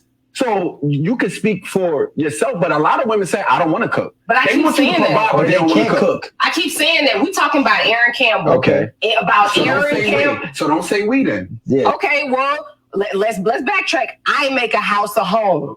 All the furniture you get to come home and lay up on, I pick that shit out. You know what I'm saying? When the paper towels go away in the bathroom, you know who goes to the store to get them? You know who gets on Amazon to get that? All the shit that you don't even think about that makes your life easier, I do that. You know what I'm saying? Hold on. Let me ask you a question, right? Everything that you're telling me can be bought. Guess what? I can have an assistant order me paper towels and toilet paper and groceries on Amazon. Actually, I get Whole Foods delivered to my house weekly. It's a subscription. I get meal preps every week. My meal preps is $120 and I get 3 meals a day. I make myself my own breakfast. That's 4 square meals. I have another cleaning lady. She charges me $100 a week to come clean. You are only saving me $600. In a nutshell, maybe you $600 to $800. But what I'm saying, maybe I live in a 5,000 square foot regardless, home. I'm managing your that services can be paid for. So what are you bringing outside? Listen, if you ask a man, what is he bringing to the table? I'm bringing a house to the table that I can also pay for myself. Okay, but you're not. But I can. But you're not. But I can. But you're not, and you're not willing to. That's the point. I was taking care of myself before I was married. And then you got married and stopped taking care of yourself. All right, let's unpack that. It's a lot to unpack. I want to say something. It sounds like, to me, in that whole conversation, Tammy was kind of right. If she's saying she's making a house a home and she cooks and cleans and everything, and he's saying, okay, but that's still not saying you bringing anything to the table, what exactly do you expect then? Well, his question was, besides sex, and what is it that you're bringing to the table? Because everything else could be bought, and at the end of the day, coochie can too. But I mean, at the end of the day, I could hire somebody to go fix my plumbing, do my electricity. I could hire somebody to come work on my house. I could hire somebody to come and fuck me, probably for the low, more or less than what you could hire somebody to come fuck you. Actually, that wouldn't you don't even have to do that. Dick is free. You feel me? Exactly. so we can easily say the same things about y'all. Right. Hey, I never argued that. I was just saying, I was just arguing with his thing. No, and I get what you're saying, but it's like, but he still never even answered his own question. So what exactly more do you expect from her, sir? If it ain't just sex, if it ain't meal, what is it? I mean, only thing she could offer now is support and love and nurturing and caring. Shit. Right. That's what you can't buy. Right. Right. Which is still a traditional, which still would fall under traditional roles to be supportive and nurturing, caring and understanding. I don't see no, helping one another, no teamwork. I hear a lot of, oh, I can do this, and she said, I can do this too. I don't hear a couple, providing for each other so they won't have to struggle. It's 50-50. I mean, as an American, that was his argument when he helped each other out to make it easy. Right. When he said I'm bringing a house, and she was like, well, I could bring a house too. He was saying, but you don't want to, which is the truth. No woman wants to take care of a man. That's true. So but there are it don't matter. Even if you have your own house and you meet a man and he got his own house, either you're gonna move into his house or y'all gonna buy a new house together that y'all move in. But he's not finna move in the house you already got. That's not finna happen. It depends on where you live. Because here in California, you might not got no choice. Well, there are some exceptions, but the point that I'm getting at. Mm-hmm. Yeah, but if you're married, you're as one. Two people as one. I don't believe in that no more. So it becomes beneficial to have each other to make things better. Right. So the thing about it here is we all have a similar traditional point of view. We all have a similar traditional point of view, being that we all 40 and up. Right. So listening to 30-year-olds and all of them say this is like it's baffling to us because, like I said, that video is an example of what I was saying earlier. Men are screaming for traditional homes and nuclear family, but the way they're going about it is just terrible. they're creating contention and enemies, and vice versa. Same with the women. Right. It's like we need to go back to the days to where it was cool. What Eddie Griffin say on the Chronic 2001? Whatever happened to falling in love with a nigga with a bus pass just because you loved it? Just because you. I mean, you don't have to. You don't know what we have. Are you breaking up, Tammy? Style. You ain't got to do that. You're breaking up, Tammy. Say it all over. You broke up.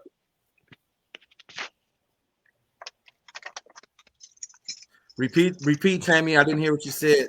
I'm sorry, I lost. I lost reception. No, I said don't do women like that. You don't have to do that. If that's not your style, then you don't have to fall in love with a dude on a bus pass with a bus pass. Okay. The point being is that there's a hyper focus on finance over romance. It's always been there, but it's a hyper focus on it now. It's like if it's all about the bag, it's all about getting the bag at any means. So it's like the bag is such a focus that when you find a person that meets this particular criteria, and then you get with them, and then it's terrible, it's his fault, and vice versa with you, because guys want they going after these builder body females and all of that. Then they get with them, and then they don't. There's nothing there to. They're just pretty light bulbs that's hollow on the inside. All the lights are on, but nobody's home. That type of stuff. It's the substance to them. Yeah, but to me, back to what old girl was saying, like, yeah, I value everything that she said she brought to the table. I value all of that. Yeah, me too. You know what I mean? So for someone like me, you know what I'm saying, she's winning. That's what you are as far as what she says she provides. Her, demeanor, all that, losing. I'm cool on that type of shit. That's because you're a real Cancer. Happy belated birthday, Meech. Mine is on the 17th. Oh, thank you. Well, happy early birthday to you. Thank you. But yeah, no, I ain't with that whole, materialistic. Oh, I live in a 5,000 square foot house. Like, why was that relevant? Right. Because she was trying to say it's a job to clean a house of that size and to keep it running because it's so huge. That's why she mentioned it. Man, please, if you don't hire Maria to do that, if you got the money to live in that space, you got the money to hire someone to do that. Yeah, but she was saying as a wife, she feels that that's part of her responsibility to make that house a home. And it's a job because of the size of the home. That's what she was trying to say. I mean, Eddie Murphy said it a long time ago, when you living like that, your job is to F your husband. Yeah. That's your job. Fill out a W-2 for it. I ain't got no job with effing my husband whenever he wants. Yeah, that's what I'm saying. And I think that's kind of what dude was trying to say. Like, he was like, besides that, like, that's your job. Right. The man's job is to provide all of that, and your job is just to do that. But of course, for the average person, this is the average black man show, for the average person, all of the other stuff that she said would come into play. For people that ain't making, that type of money, they can't live in a 5,000 square foot house. They live in 1,000, 1,500 or something like that, which is much easier to clean. All of that stuff is going to be valuable. You know what I'm saying? The Florida Evans, like, that's value. Most men is going to value that. But the modern dudes, the socially awkward dudes, you know what I'm saying, will probably value a chick who can make a good TikTok video. Right.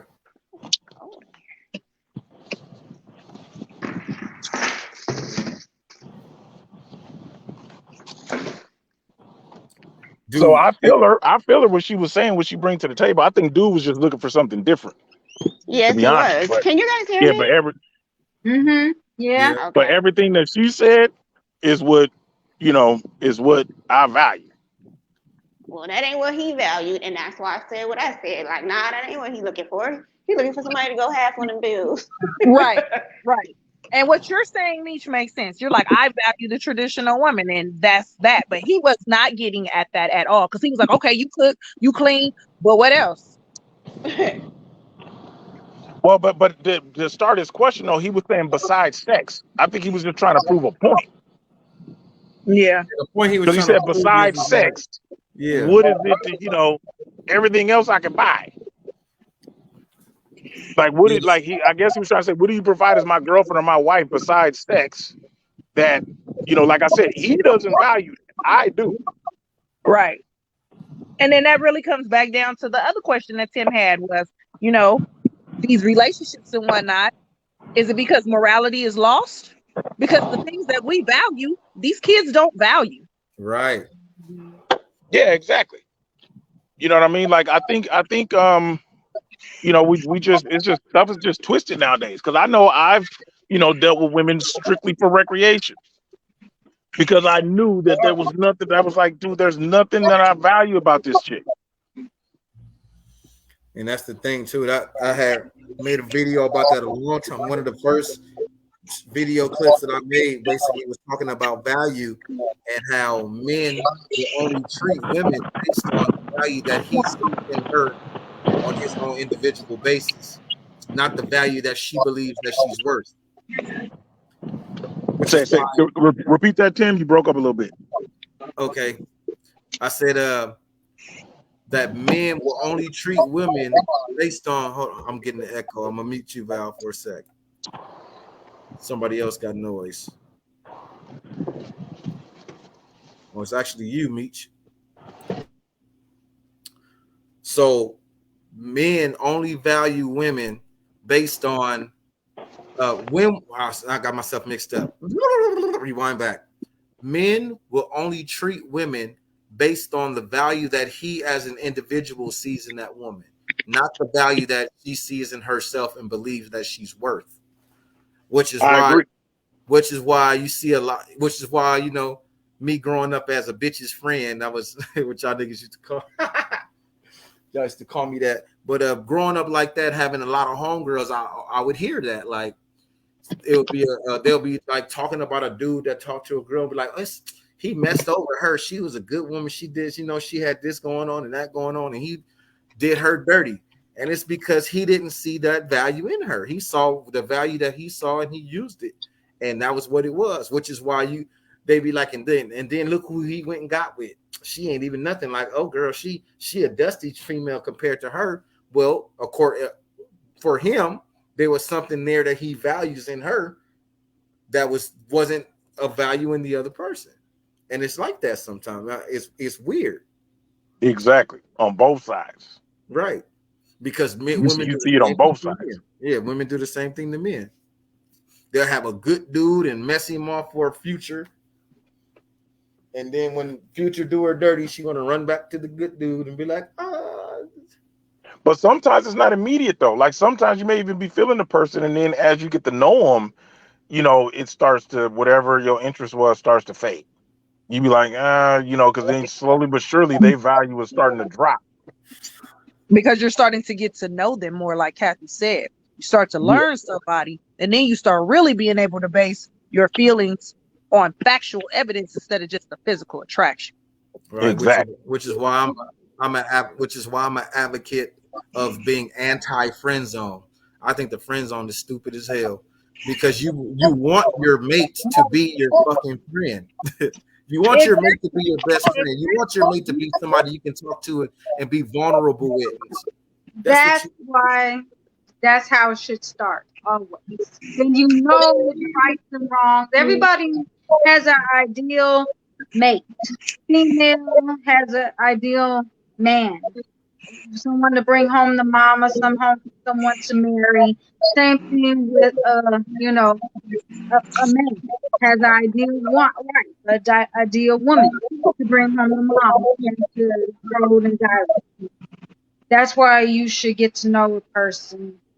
I mean, the outer part, the attraction, the body, it's the mind and the soul. You need to know. Yeah. That's what I'm saying. That whole friend zone stuff is retarded because people actually be feeling each other and be like, you know what? I actually like you, but I don't want to mess up our friendship. So I don't want to take it no further or whatever like that. And that's, to me, that's just you missing out probably on the best thing that ever happened to you, all because of your own personal insecurities and fears. Yeah, but then Yeah, but some men get friend zoned for some Hold men on. get friend zoned for different reasons though. Because for Mhm. me, a dude will get friend zoned if I'm not attracted to him, but I find him to be a great person. Then you can be my friend. That's it. That ain't But that, some men don't even want that. They're like, no, I that's want not more the than scenario that I'm that. talking about. I'm talking about that homie that you didn't have since the 8th grade. You know what I'm saying? And y'all know everything about Yeah. each other and all of that and whatever and whatnot. And y'all But what just if you for don't? whatever. I see what you're saying. And the woman says, well, I don't want to mess up the friendship. Yeah, I've done that before. But the reality wasn't I didn't want to mess up the friendship. The reality was like I am not attracted to you, sir. I Exactly. think that's Or you're not 99% of working the cute, reality. or yeah, Hmm? I exactly. think that's 99% of the realities is one or the other is Hmm. not attracted to the other. Because I think Right. most people, if you're attracted to each other and y'all friends, y'all willing to risk it. Right. Right. I think 99% of it is someone's not attracted to the other one for whatever reason. Yeah, for And whatever and reason. and let's say and I do know some women who kept a dude in the friend zone simply because the dude, she was attracted to the dude.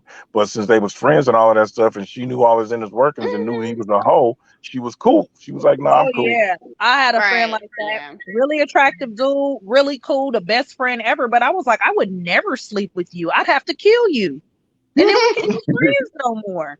Exactly. Yeah, like you like she knew this dude blowing backs out and all that kind of stuff. Like you ain't fit to do me like that. Yeah, I but mean, then had you're people supposed to be lingering like around the telling, job, yeah, telling what, getting her advice and everything. So you're like, oh no. especially if they really attractive and you see them dogging out females, you're like, how do I not be her? Right. Because you dogging. Yeah, Right. yeah, he kicking game. I ain't gonna be like that with you though. Like, dude, please. No, And no, never say never. Your friend should. You know what? That's not a real friend if you say that though, because that's kind of Right. messed up. So Exactly. that's not a real friend. Because a friend ain't gonna hurt another friend. It's gonna be there for Yeah. you regardless. A friend, if he know he a dog and he know he ain't ready to settle down and he ain't what you want, And he he ain't gonna even leave you gonna mess alone. with you. He He's gonna leave gonna you leave you alone. alone. no, Because I'm he gonna saying be he, like, he may be nah. dead serious. He may be dead serious and wouldn't do you like that, but the You woman can't be probably no ain't willing to friend risk it with though. benefits. I don't know, man. I don't know either, man. Yeah, that's what I'm saying. The woman ain't willing to risk it. She like, yeah, okay, I'm cool. Yeah, because I it's mean, like this is the thing. If we watch you sit there and lie in somebody's face and tell them this and tell them that, as your friend, I'm thinking to myself, well, nigga, what makes me any different? You tell me you love me, I believe it because we friends. But you tell her you love her and you don't mean it. Right. Yeah, right. and that goes to like it could be a good thing and backfire at the same time, knowing all of that intimate stuff about him. Right. Because Exactly. because you get to really know who he is. So you Mm-hmm. really get to make a sound decision. Right. When you dealing with somebody and you really know how they are, for instance, I had a childhood friend that when Timothy was when he was on the outs, he was like, "Oh, Val, let me talk to her." And I said, "Absolutely not, because you're my friend." Oh And guess yeah. what Tim said? Let Must me split talk to up. her anyway. I said, "Guess what? As a friend, I'm telling you no, because I Exactly. know her, and I don't even think that's a good idea." And wasn't I a good friend to you, Tim? Because after you met her one time, what you had to say? Yeah, but like, all right then. I see what you I see what you was talking about, Val. No, we want to hear the answer. Is she right? She No, was. I said she was right. Yeah. I was like, oh yep, I see what you're talking about. Mm-hmm. Never Because spoke never because you spoke to guys her again. know each other. You got to know that person. No. That's not what she's saying. She's saying that since Val and I have a friendship and we are ingratiated as friends to the point that we're like family. Right. We're ingratiated. So when I was split going through my little separation, Right. I was trying to get my little swerve on or whatever. And she was like, Right. "Oh, my homegirl calling me or whatever." I was like, "She's single, hook me up." And she was like, "No, you don't want to talk to her." I'm like, "Well, why not?" She's like, "Believe me, Tim, you don't want to talk to her." Yeah, because she knows who she is. She knows all about it. Exactly. Right. And I was like, I wouldn't even wish that on you or my worst enemy. And she knows all about you. So she knows who's good and who's not. You would have done the same thing for her. Right. That's what I'm trying to say. Get to know a person, and you know who they are. What the fuck is going on? Ooh, I'm getting cussed out. Right. I like oh, somebody in trouble. Being in a relationship with a gamer. Ain't nothing wrong with that. All right, I found a 5-minute video. I kind of y'all know who Jordan. That's actually why people Y'all know who married. Jordan Peterson is? No. All right, well, y'all about to learn today. Hopefully, it ain't gonna play a whole bunch of damn commercials. Jordan Peterson is a code professor. Actually, he be shutting down a whole lot of people's false perspectives of things. This video is called "The Real Reason for Marriage," and I'm gonna have to pause it a couple of times for copyright purposes. So play a little bit and break it, and we'll unpack it. And you know what I'm saying. That's actually why people get married, just so you know. Because this is built into marital vows. I'm not leaving. Ever, no matter what. It's like, okay, well, that definitely puts a boundary around our arguments, right? Because I can't say every time you manifest one of your flaws, which you're likely to do just as often as me, well, enough of this. It's like, that's horrible, man. If your whole life is, well, every time you get out of line, I'm out of here. It's like, how the hell are you? First of all, you're not going to admit to ever doing anything wrong. Second, you're going to be on your, you're like a scared cat the entire relationship because, well, who knows? It could just come to an end at any moment. It's like, people say, well, if the possibility of divorce is open, it makes you free. It's like, yeah, that's what you want. You want to be free, eh? Really? Really? So you can't predict anything. That's what you're after. It's a vow. And it says, look, I know that you're trouble. Me too. So we won't leave. No matter what happens. Well, that's a hell of a vow, but that's why it's a vow, right? That's why you take it in front of a bunch of people. That's why it's supposed to be a sacred act. It's like, what's the alternative? What's the alternative? Everything is mutable and changeable at any moment. Well, go ahead. You live your life like that and see what you're like when you're 50. Jesus, it's dismal. Well, let's unpack that.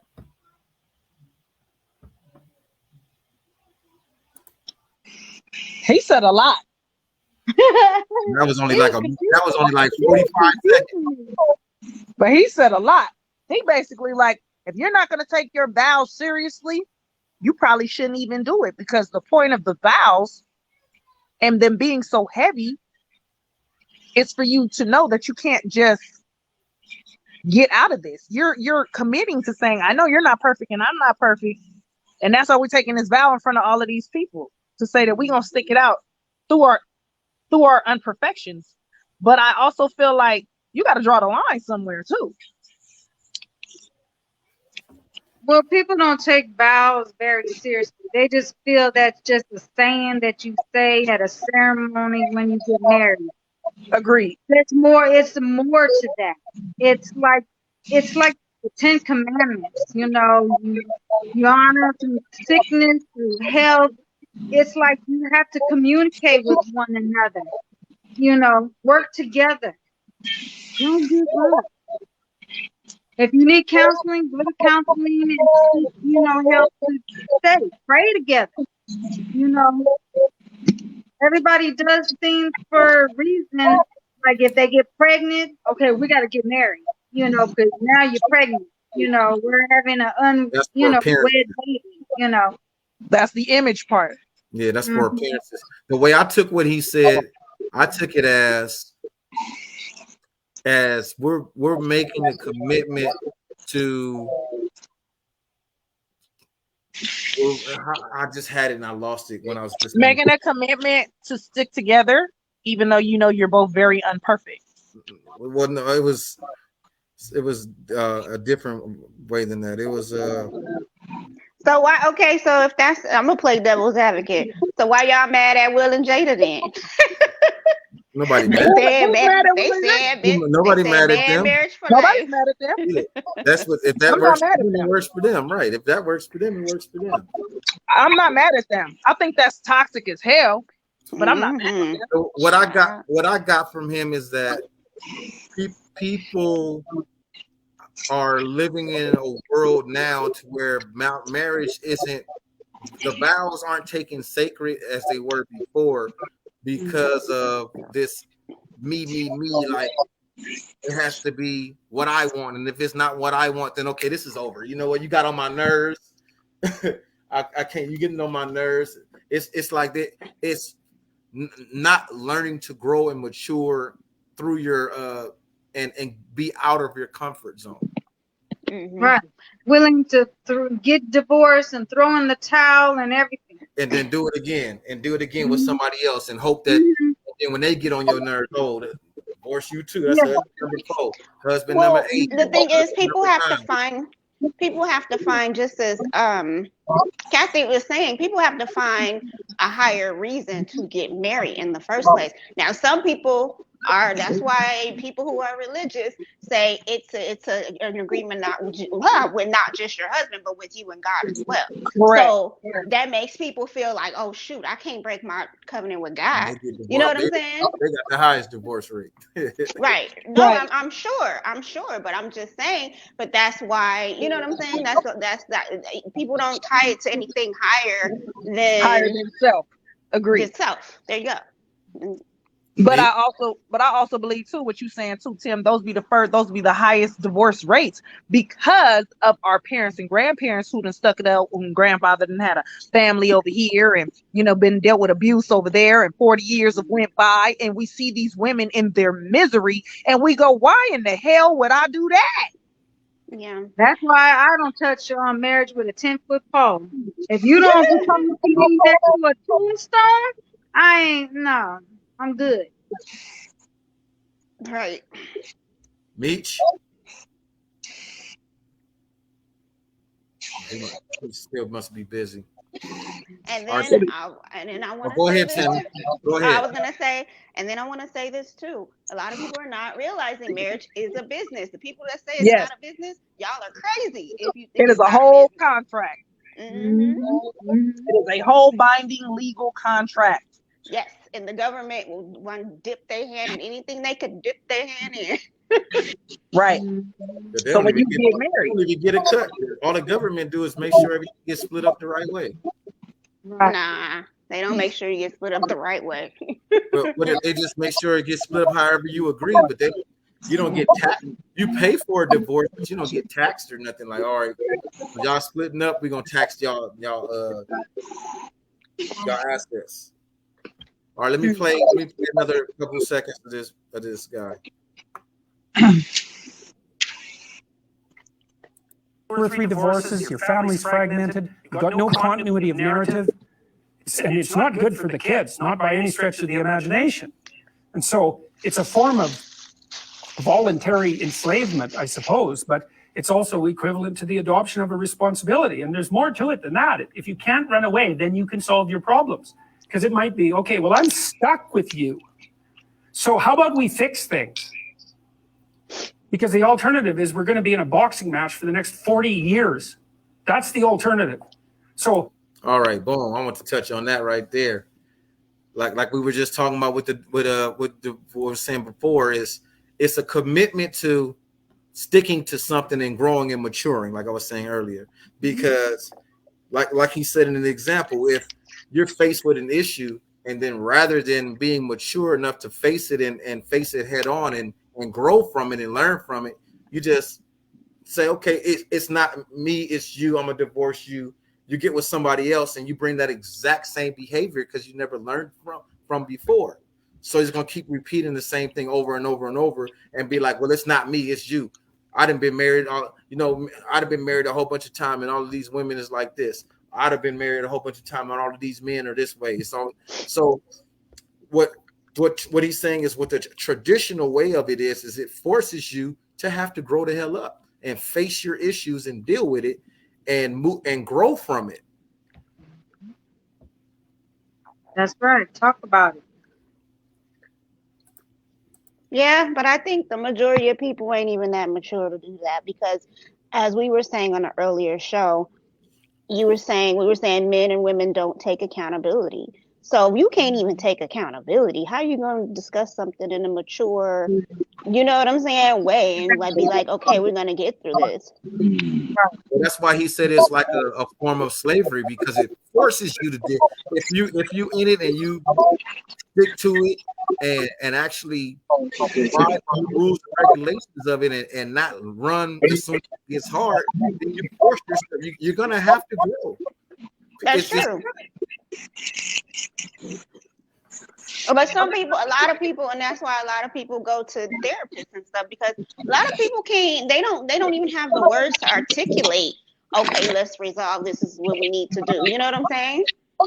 Well, a lot of people, let's be very honest, are children trapped in grown-up bodies for the majority. Of course. So when you talk about maturity and a maturity level, first you got to make sure you find you a real grown-up before you even get started. Right. Exactly. That's why you can tell if the marriage material or not. Well, that's why traditionally too, you got married really, really young and you grew up together. Right. Yeah. And that's for the birds. Been there, done that. Well, that is for the birds. Well, that's why I personally think a lot of this disdain for marriage exists now in older people. Is there's bitterness, resentment, and this whole concept of being set in your ways. And it's like, well, it's two people saying you're gonna get on my program, and this person saying you're gonna get on my program. And they're like, well, no, I don't want to get on your program. You're gonna get on my program. No, you gotta get on my program. And they're just like, well, why even get married? Just I'm gonna do me and you do you. And that's not even technically a relationship. There's no reason to even move in together if you're gonna do something like that. Right. So there's no compromise between two parties. You might as well just live the rest of your life dating because it's like, well, if you don't want to get on somebody else's program and somebody else don't want to get on your program and you guys can't agree on a program to come up with together.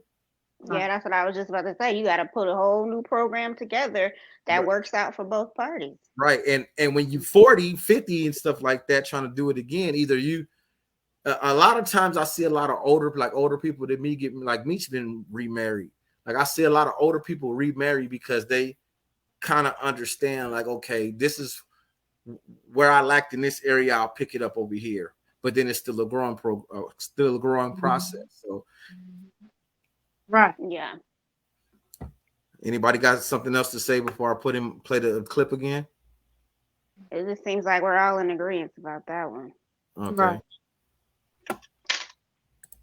And you think you're going to fix problems without something like that hanging over your head? There isn't a chance. You'll just avoid them because that's what people do. It's really hard to solve problems, especially in a relationship. We're having a fight and I find out that it's, because you were abused by your uncle when you were 5 or some goddamn thing. It's like, it's very frequent that sort of thing happens. There's your partner's, manifesting some weird anomalous behavior. You just can't make heads or tails of it. It doesn't seem related to what you're doing at all. They don't want to talk about it. And so as soon as you bring it up, they get mad. And then you bring it up again, they even get madder and they tell you that you're not going to talk about that or they're going to leave. And so maybe you're really, really persistent because you're kind of a son of a bitch. And then they break down and cry, and then they have this horrible memory that comes flooding forward that's completely, you don't know what to do with it. And then you have to sort it out. So you think you're going to do that unless there's a good reason? You have to know, we better sort this out or we're going to be carrying it around for the next 40 years. That maybe is enough motivation so you'll actually try hard to solve a problem. It's a lot easier to say, well, sorry, we're not going there. But then, good, you'll have it every day. That's kind of what we just got done talking. We got ahead of him and just what we were saying. Yeah.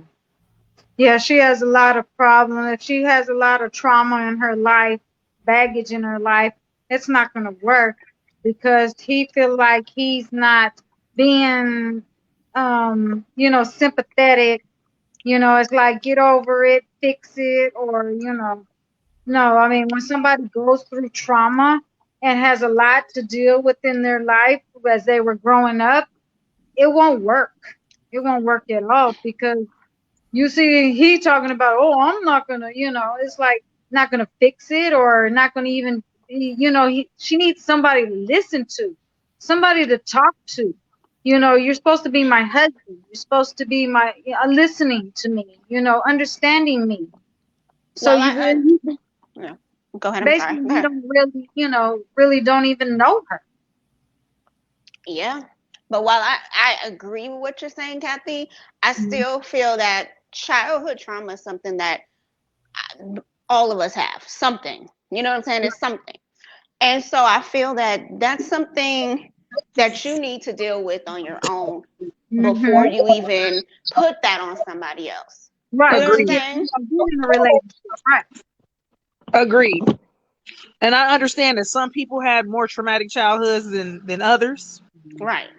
But they got to be getting help and want to try to be better. Yeah. That's You can't just absolutely not going to go anywhere. You right. can't just dump on somebody and expect them to walk on eggshells because of your trauma. No, you need to be trying to get help for your trauma. Right. Yeah. That's why Like who was it? I had a friend. I have a friend now who's in a relationship with this woman, and he's like, "Oh, she's just so clingy because she doesn't have friends because of this. She doesn't have," and I'm like, because she's been through traumatic experiences. I'm like, well, it seems like she wants you to be Captain Save-A-Hoe. Like, you know what I'm saying? She's clinging to you because she's expecting you to be her be her savior, and that's not cool. That ain't gonna work. That's not gonna work out. Well, not only that, it might be because she's looking for that father figure. I don't know if it's a father figure per se, but it's definitely Captain Save-A-Hoe. This is actually not even limited to women and stuff because men also have trauma as well. And I know about trauma very, very well. And I understand how trauma completely shapes you in a positive or a negative. It's just all in how you deal with the trauma. And if you even want to deal with it, first you got to deal with it, and you have to acknowledge it first. Correct. Yeah, men, and I'm sorry, but men who have trauma issues as kids, their trauma shows up as some irritating shit. Well, they're irritated. Everybody's trauma shows up as an inconvenience to a person that's not aware. I know, Tim, but with men, it's mostly like it shows up in them being over emotional, overly, you know what I'm saying? Over the top. A lot of that with men isn't even trauma. It's just coming from not learning how to unpack your emotions. And most men don't even have trauma and they're like that because their whole life they just always been taught, suck it up. Don't cry. Don't cry. Don't cry. Be a man. Be a punk. So for a lot of men, it don't even have nothing to do with trauma. It's just a societal norm that's destructive that's been fed into boys. True. Yeah, but that's still traumatic. That's still traumatic. Yeah, that's still traumatic because there's no reason that you can break your arm and somebody tell you, don't cry, shake it off. Right. It's okay. You a man. But God forbid, if a woman scrape my finger, then I can cry and boo-hoo and you can kiss it and wrap it up for me. No. That's ridiculous. And then we want to know why, if you treat your son like that, now you have these men who can't be vulnerable with their women.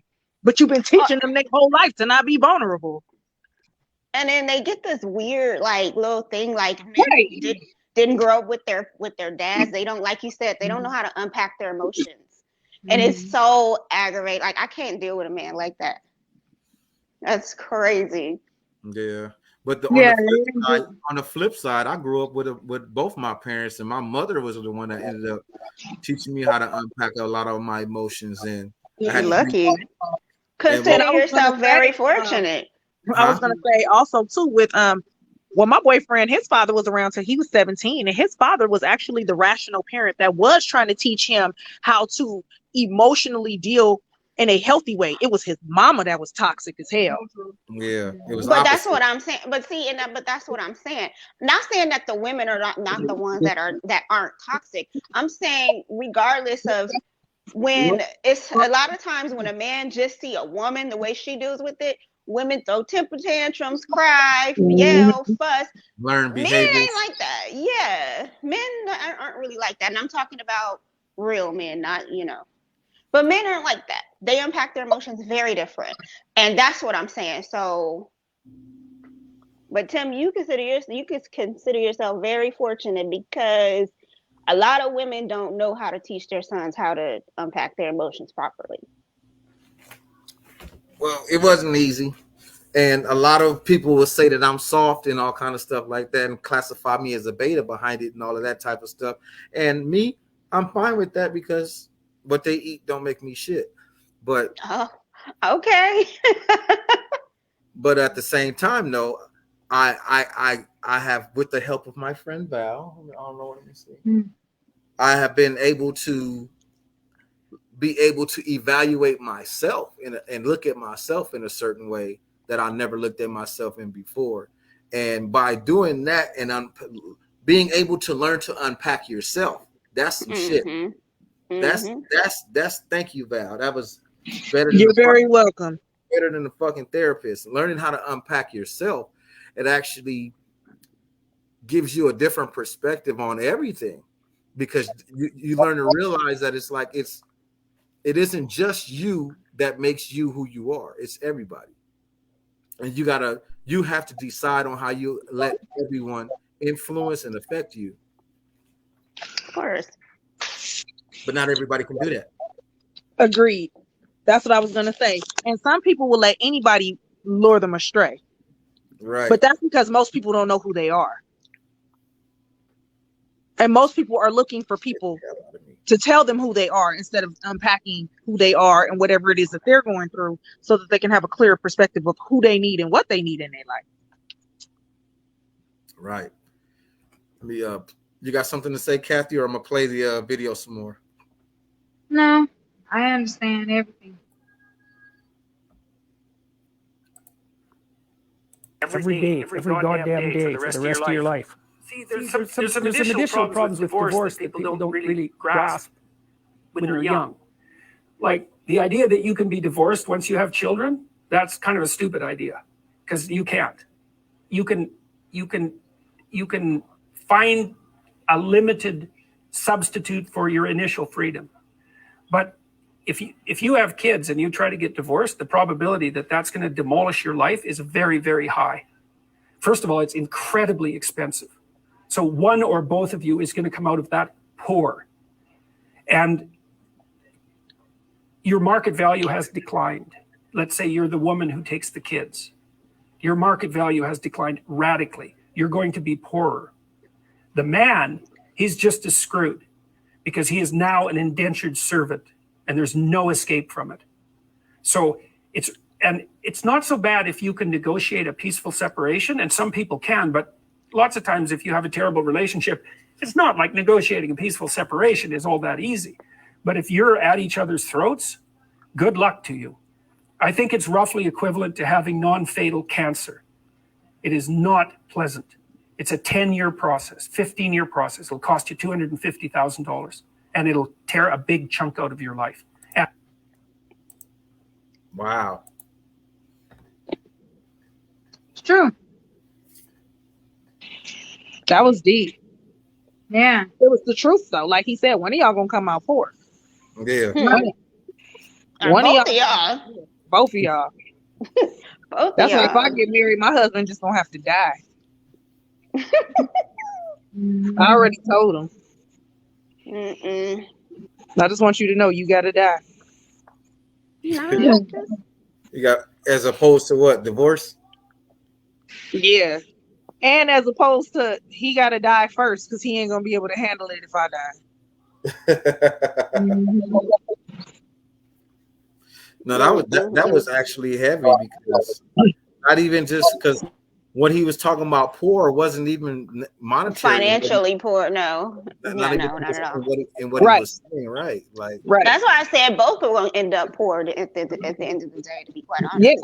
And then You- it's funny too how he actually says something that Kevin Samuel says that people take a whole offense to. He was like, now you're a single mother. Now he's saying you're a single mother. He was like, so now your market value goes down. Kevin Samuels would say that all the time, and people would get upset. you bite his head off, right? I mean, but it's true though. I mean, in general, your stock do go down. Shit. I mean, in general, they say once you hit 35, your stock go down. Right. Right. And I mean, even with the shoe being on the other foot, because you hear a lot of women say that's not true. Just because I got 2 kids or I got 3 kids don't mean that. But it's like, why choose you with your 3 kids and your 2 or your 3 baby daddies? Hell, you got 1. When you go get with somebody like you, Tammy, who don't got no kids, no baggage, no problems, no drama, no nothing. Right. Well, that's the bulk of the women who couldn't stand them. Right. The bulk of the women who couldn't stand them fit that criteria. Were the women and it was all 5s and below too. Well, those women were trying to get his approval. Some of them were trying to prove him wrong and they couldn't. And then some of them were trying to get his approval so he could be like, okay, you're the exception. Because sometimes we all want to hear, oh, you're the exception, girl. Right. You know what I'm But saying? I mean, to be very honest, I remember when Tommy from Love and Hip Hop called him and he tried to sit there and say to her, oh, you don't understand. I'm not talking to women like you. You have a certain stock. And I said, how? And she said the realest shit ever. She said, how, Kevin? She said, how am I the realest stock? I got multiple kids. I got multiple baby daddies. And I was a whole prostitute. That's what she told him. But she understood. You know what's funny? Let me tell you what a man told me. And you guys can agree or disagree, whatever. Yeah, but a man told me before, he said, but she was being real. She kept it 100% real. And that's why he said she's a different type of woman, because she kept it real. Because even with the whole prostitute thing, that's transactional. She like, look, okay, I'm a prostitute. And so that's what I was told, that she kept it real. But that doesn't negate the fact that everything that he says makes you a non-high value woman. She said, but bro, that's me.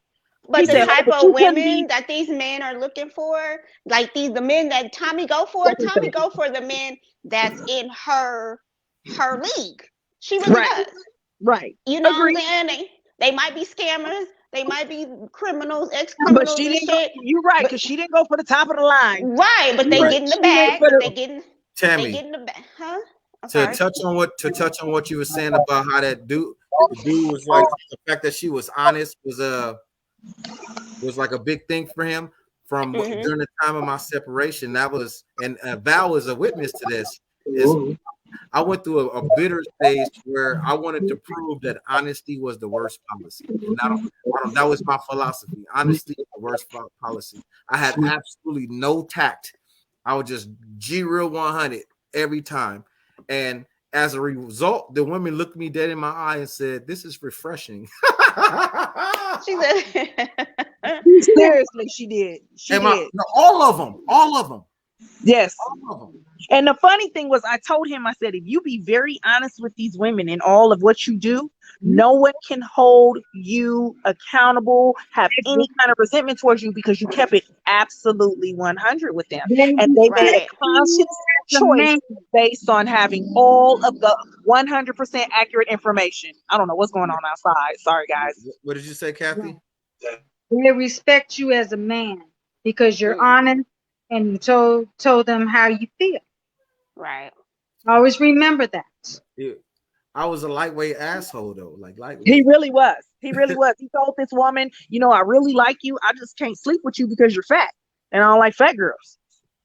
So I'm not turned on. Nice, but you could say that, you could put it in another way, a perspective, another way. But not to be so harsh. This is the thing. That did not deter her at all. Really? Well, that has to do with low self-esteem, because you say something that you want to tell me that's honest and you say it rude, I'm gonna tell you to suck my dick from the back. No, you ladies don't understand. No, let me tell you. See, with this particular woman, He was very honest with her from the beginning. He was like, I'm not attracted to big girls. He was like, I really like your personality. I think we could be the best of friends, but I'm just not feeling comfortable with that. She pressed her, she pressed her issue, right? Mm-hmm. So, I mean, to the point where she basically sat on the nigga like, you gonna give me some D because we here and I've been drinking. And he was like, no, I told you already. I don't like fat girls. Oh my gosh, you should report that, Tim. That's not right. Somebody told me. To a point, honest to God, to a point where he was just like, he called me the next morning like, Val, I felt forced. You know how you've been in situations probably when you were with me where you're like, I really am not feeling it, but you almost like, it's kind of like I'm here now. Like, leave me alone. Right. But she literally put him in that situation where he was like, I don't want to do this, but I'm here now, so I guess I have to do this. No, you don't. See, Harvey Weinstein. You don't. I got me too. Harassment. You did get me too. That is that you did get me too. But I have to explain it like that because I want you ladies to understand. Like, if he didn't, he was trying. You know what I'm saying? He was trying to be kind about it, but be very honest and to the point. But she wasn't hearing that. So then, when she tried to have sex with him a second time, he was like, "No, I can't do this because it won't get up because you're fat, and I don't like fat girls, and I'm sorry." And she was like, "But we did it already." Why would you put yourself in another situation like that? Because he liked her as a person, and he wanted to be a friend to her. But she almost tried to rape you the first time. No, there was no almost. There was no almost. She got that dick. Well, then you should put yourself in that. Actually, she didn't. I ain't gonna go into graphics on it because I'm pretty sure my wife is watching this. No, it's understandable. I'm just saying, you know. But how did you get? My question is, how did it get up then? If she, you know, didn't. What I'm That's what I'm. It That's what I'm didn't. saying. He had to smash it in. No, I didn't do none of that. I didn't do none of that. No, I didn't do none of that. No. She was intoxicated to the point to where she was unaware of what was being used, and that's all I'll say. Well, you did get me too. That we laughing about it, but you got me too. It's not funny, and I'm sorry. See, double standard in this shit. You're supposed to believe all men. You believe all men, okay? Believe all now men. You know how women, felt when we get raped. Oh, I know. When he called me, you want to be forced into, have sex, and we're not, yeah. Right. Now when he called me, that's exactly what I told him. I said, Tim, this is exactly how women feel when they feel like a man is thirsty and they're pressured and you're at their house and you're kind of cornered. That's exactly what happened to him. Yeah. Right. And then just like most men too, like even if you do talk to him or whatever, she was so oblivious. She had no idea. She's just like, oh, everything's good. We finally had sex. And he had to tell her like, no, everything's not good. I'm not okay. Because people make a joke out of that. Oh, you got some here man, tussie cat. Like, here man, just take it.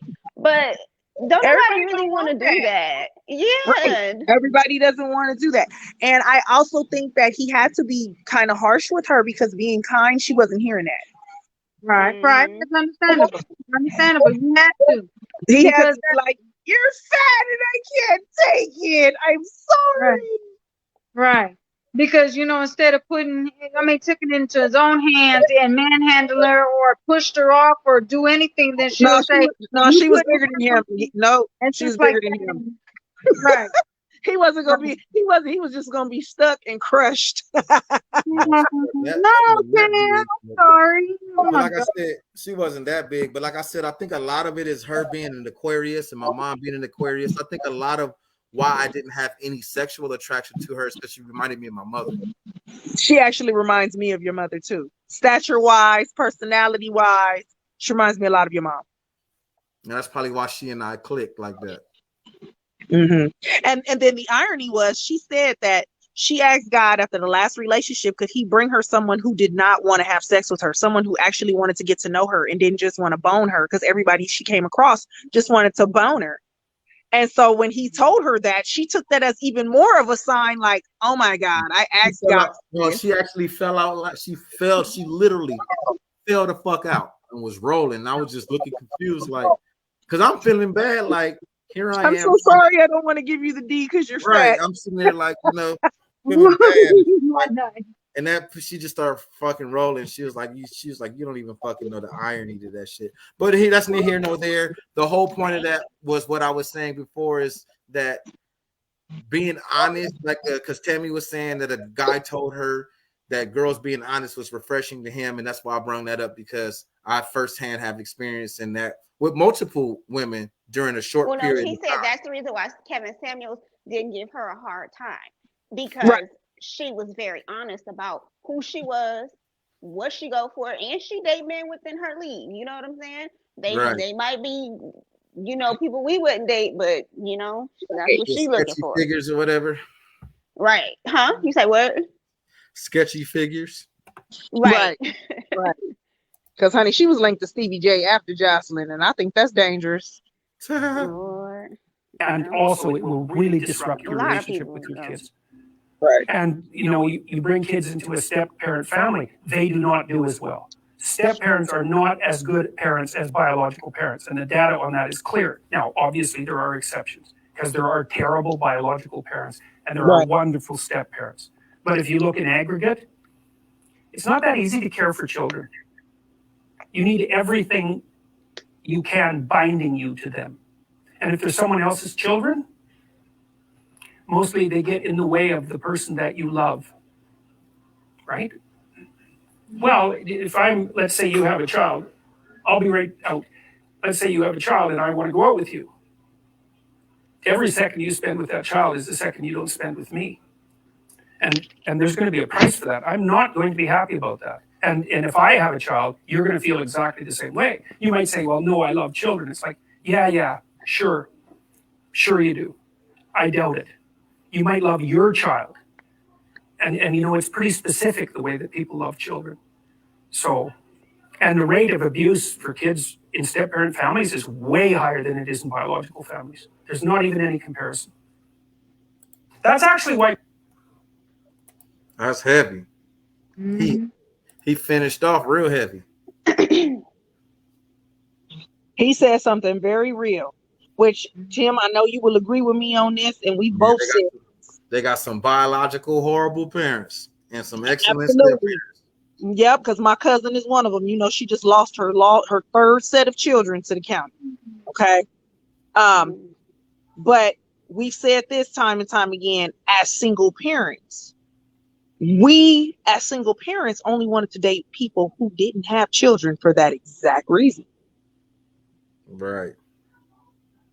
And people would say the same thing to you that they would say to me. How are you gonna be a single parent and you don't want to date somebody with some that has children? And we have the same answer. And what's the reason? I'm sorry. What's the reason? The same thing that man just said. It's easy for you to have your bond and deal with your own children because raising children is hard, right? It's easier for you to build your bond and deal with your own children versus dealing with someone else's children. Oh, right. And the time, right? Because every time that you spend with your child, you're not going to spend with your significant other. If you have children, and they have children, then it really puts a strain on you guys trying to have a relationship. And then you don't have to worry about buying other people's kids McDonald's either. Sure.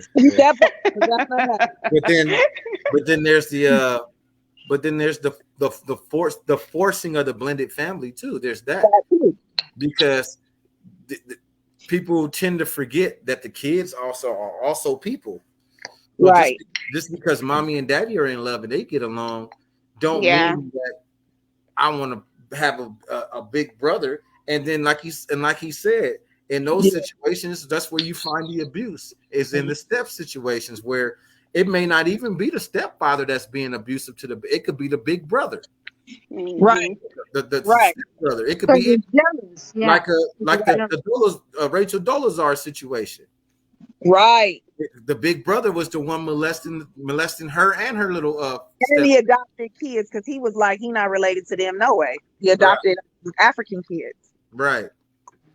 But he was molesting her as well, and the parents. Right, and that's when we're gonna get off subject, but yeah. But I think that was all the stuff I wanted to cover because we went over accountability and everything. I'm going over. We talked about the numbers. We went over that. We went over this. I'm just scrolling through the stuff. Went over that. We lost all the men except you. What happened to Meech? What happened to Jabel? Your nephew? They all just start dropping. Boop, boop, boop. What Right. happened to Well, I'm the host of the show, so I can't drop. Right. Boo, boo, boo, boo. What is this? The truth behind no. What is this? This man speaks the truth. Oh, that's some BS. Okay, let's listen to this lady.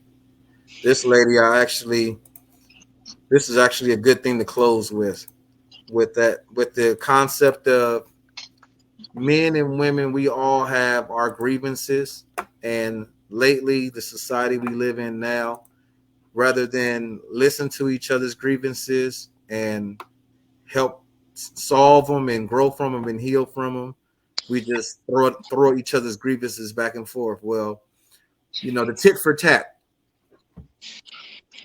Well, why women aren't being submissive? Why men ain't being leaders? Why this, that? Why this? You know what I mean? Mm-hmm. So I'm gonna play this woman, and we're gonna get ready to end it because we're at 2.5 hours. Boom.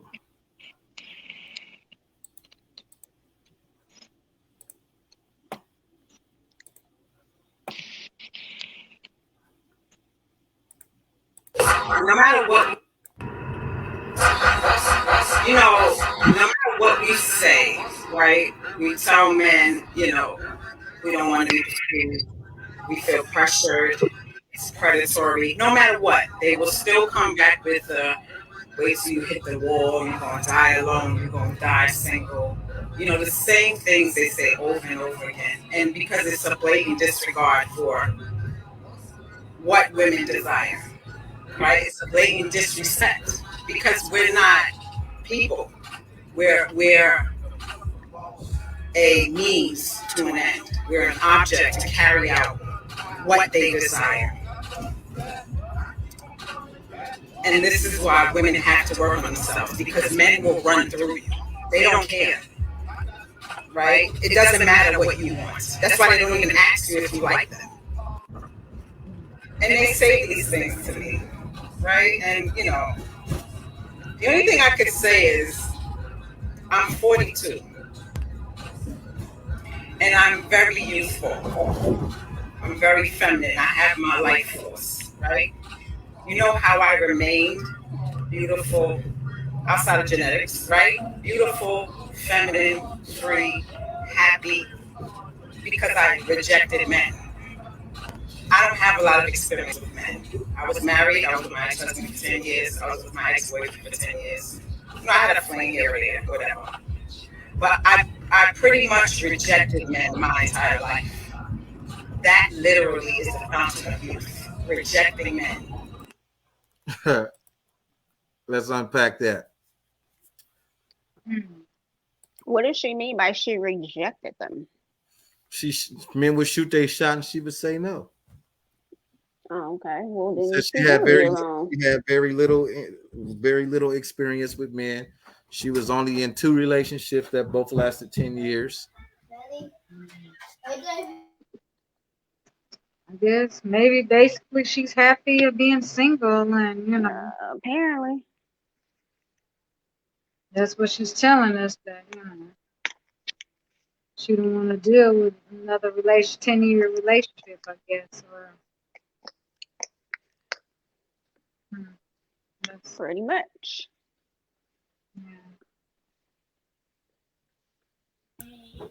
My bad, that was the kids talking to me.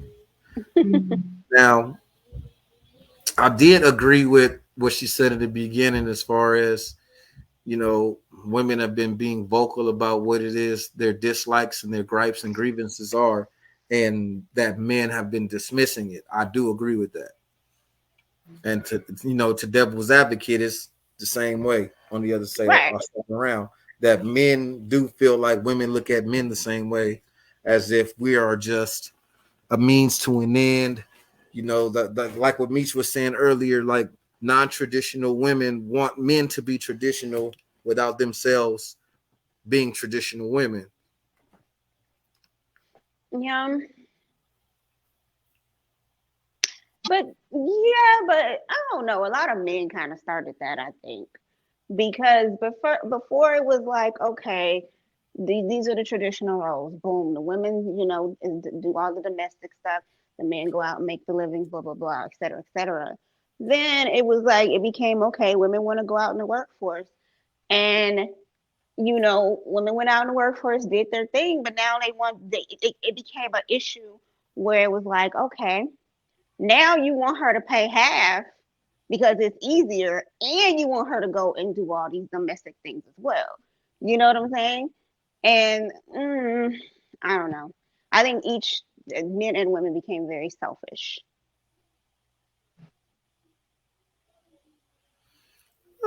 I wouldn't say necessarily a selfish thing, because the way I looked at it is like with the 50s, back in the 50s, because a lot of people think that the feminist movement got something to do with gay and lesbian and black women, when it doesn't. It was about, in the 50s, they had white men that was used to beat the hell out of their wives if they came home and their food wasn't cooked.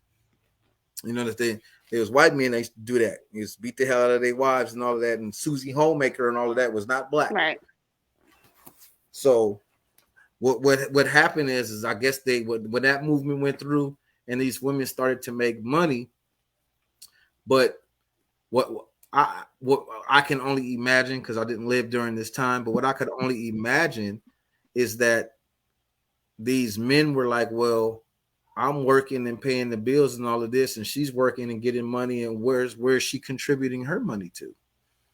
She just has extra money and change to just be frivolous with her, you know what I'm saying? So I'm working hard and all of this, and I'm busting my ass to feed the family and take care of the house, but she's working equally as hard, but she gets to be frivolous. So I think it's not necessarily supposed to be like that either. But you can't expect, if you got a woman out there working, you can't expect a hot meal on the table every day if she out there working the same as you working. Right. So put the shoe on the other foot. So let's say, in a hypothetical scenario, the traditional role was for the woman to be the provider, and then society changed, and then men started working. Now you got a man that's working, and you still doing all of your provider provisions and all of that, but now this man has money of his own, and he's being frivolous. He's not contributing to the household or nothing, because it's my money. I worked for this. It's my money. You see what I'm saying? And I think, like I said, I get that part, but then the whole, then other things are gonna have to change too, not just that. You know what I'm saying? Right. Then And that's where, and I think that's just, in my opinion, I think that's where the whole becoming a team came from, because it's like, well, we went from a $70,000 household to now we're $120,000 household. So I think that's where a lot of that came into play. Like, it isn't just his money and then her money, it became ours. Right. That's true. But that's why I said people have become selfish, because there still are men out there who feel like, even though a woman is helping contribute to the household, that she's supposed to do it all. You know what I'm saying? And it's like, no. No, I don't feel like that, because even in my own household, I wash my own clothes and stuff like that. I do domestics. I'm here with the kids, and I feed the kids. We have opposite shifts. So what? Are the kids just not supposed to eat because she at work? Right. That don't even make sense. Right. Oh, we lost Val. Did we? Yeah. So I'm gonna play a little bit more of this lady. See what she's talking about before we close it out. Where'd she go? Here she is. Keeping men away from you because they absorb your life force. They literally rob you of it. And if you are not mindful, if you don't center self, if you don't use discernment, men will rob you of your life force, of your femininity, resent you, and throw you away. If you are not mindful, if you are not careful. Because again, the only needs they care about is theirs. They still don't even know how to make women come because they don't care. So yeah, they could say all these things, but I look the way that I look because I rejected them. Because I didn't give men access to me. I don't have a bunch of kids.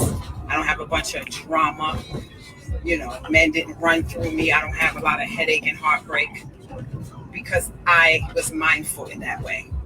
I just knew somewhere in me that I had to reject men. And here I am. Is it just me? Or did I get a hint of resentment in there? I did too. No, you know what's Me so funny? too. It's not just you. I got that too. I It was felt just that like, bitter. damn, sis, Damn, if you girl, want to be like a you lesbian, serious? just say that. Just say that. If She had you're a if little you smirk you're to so it too. yeah, I look like this because I don't have drama. I don't allow men. I mean, okay, well, your skin looks good, It's not just about men though. You but gotta keep all drama away from you. away from the Period. period. Right, Don't right. Exactly. Yeah, like you said, it doesn't have to be about men. And She sounds like I, she's not really happy with what she's saying. It's not giving believable at all. I I, think she is. I think she is quite happy with her decision. But I well, still like Tim said, I still feel a little bitterness in that. well, what I get, because being that I have the experience that I have to be able to understand women, Mm-hmm. being that I have this ability, what I got from it is that it sounds like to me, and I don't know this woman, but just in vibrations alone, it sounds like she's had some very bad experiences with men, and they used her up, and she felt some type of, because now she did what I did. She unpacked herself. Right. Now that she's unpacked herself, she just still has a sense of resentment though for all men, which is what makes it bitter, because it's not men that did this to her. It was those guys. The two that she And it was the men that she chose Right. as well. Right. And she probably picked the same man twice because she didn't learn from the first one. She was in a long relationship the first time to get right back into a very long relationship. Right.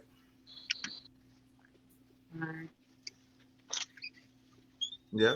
I thought I was closing out with a good video. That was kind of bitter Jones Jackson. Yep. Yeah, I noticed the reason I heard it. I did too. When she was just like, I stay away from men. I did it. I'm like, well, you don't sound like you happy about staying away from men. Right. Right. She got No, real bitter. she seemed like she's happy with the decision she made. But I feel like, because some people are, content with being like that. It sounded like to me, she made that video so she can watch it later and convince herself. Right. That's what it's giving for me too. It does not give I really believe what I'm saying. It gives I'm trying to convince myself this is where I'm at. Yeah. That's why she recorded it, so she can go back and listen to herself and be like, "That's right, girl. That's right, girl. That's right." Right, nah, girl. That's not. I don't think that. That's not what I get from that. But well, anyway, it's been Real Average Black Man Show. Yes, indeed. Thank you, Val. Thank you, Kathy. Thank you, Tammy. Thank you, Storm. Thank you, Kathy. Thank you, Meech. Thank you, Nell, and everybody that came in the view. We appreciate you so much. You can always, support the show and help us grow. And have a great night, everybody. Bye, guys. Good night. Bye, everybody. Good night. Bye. All righty.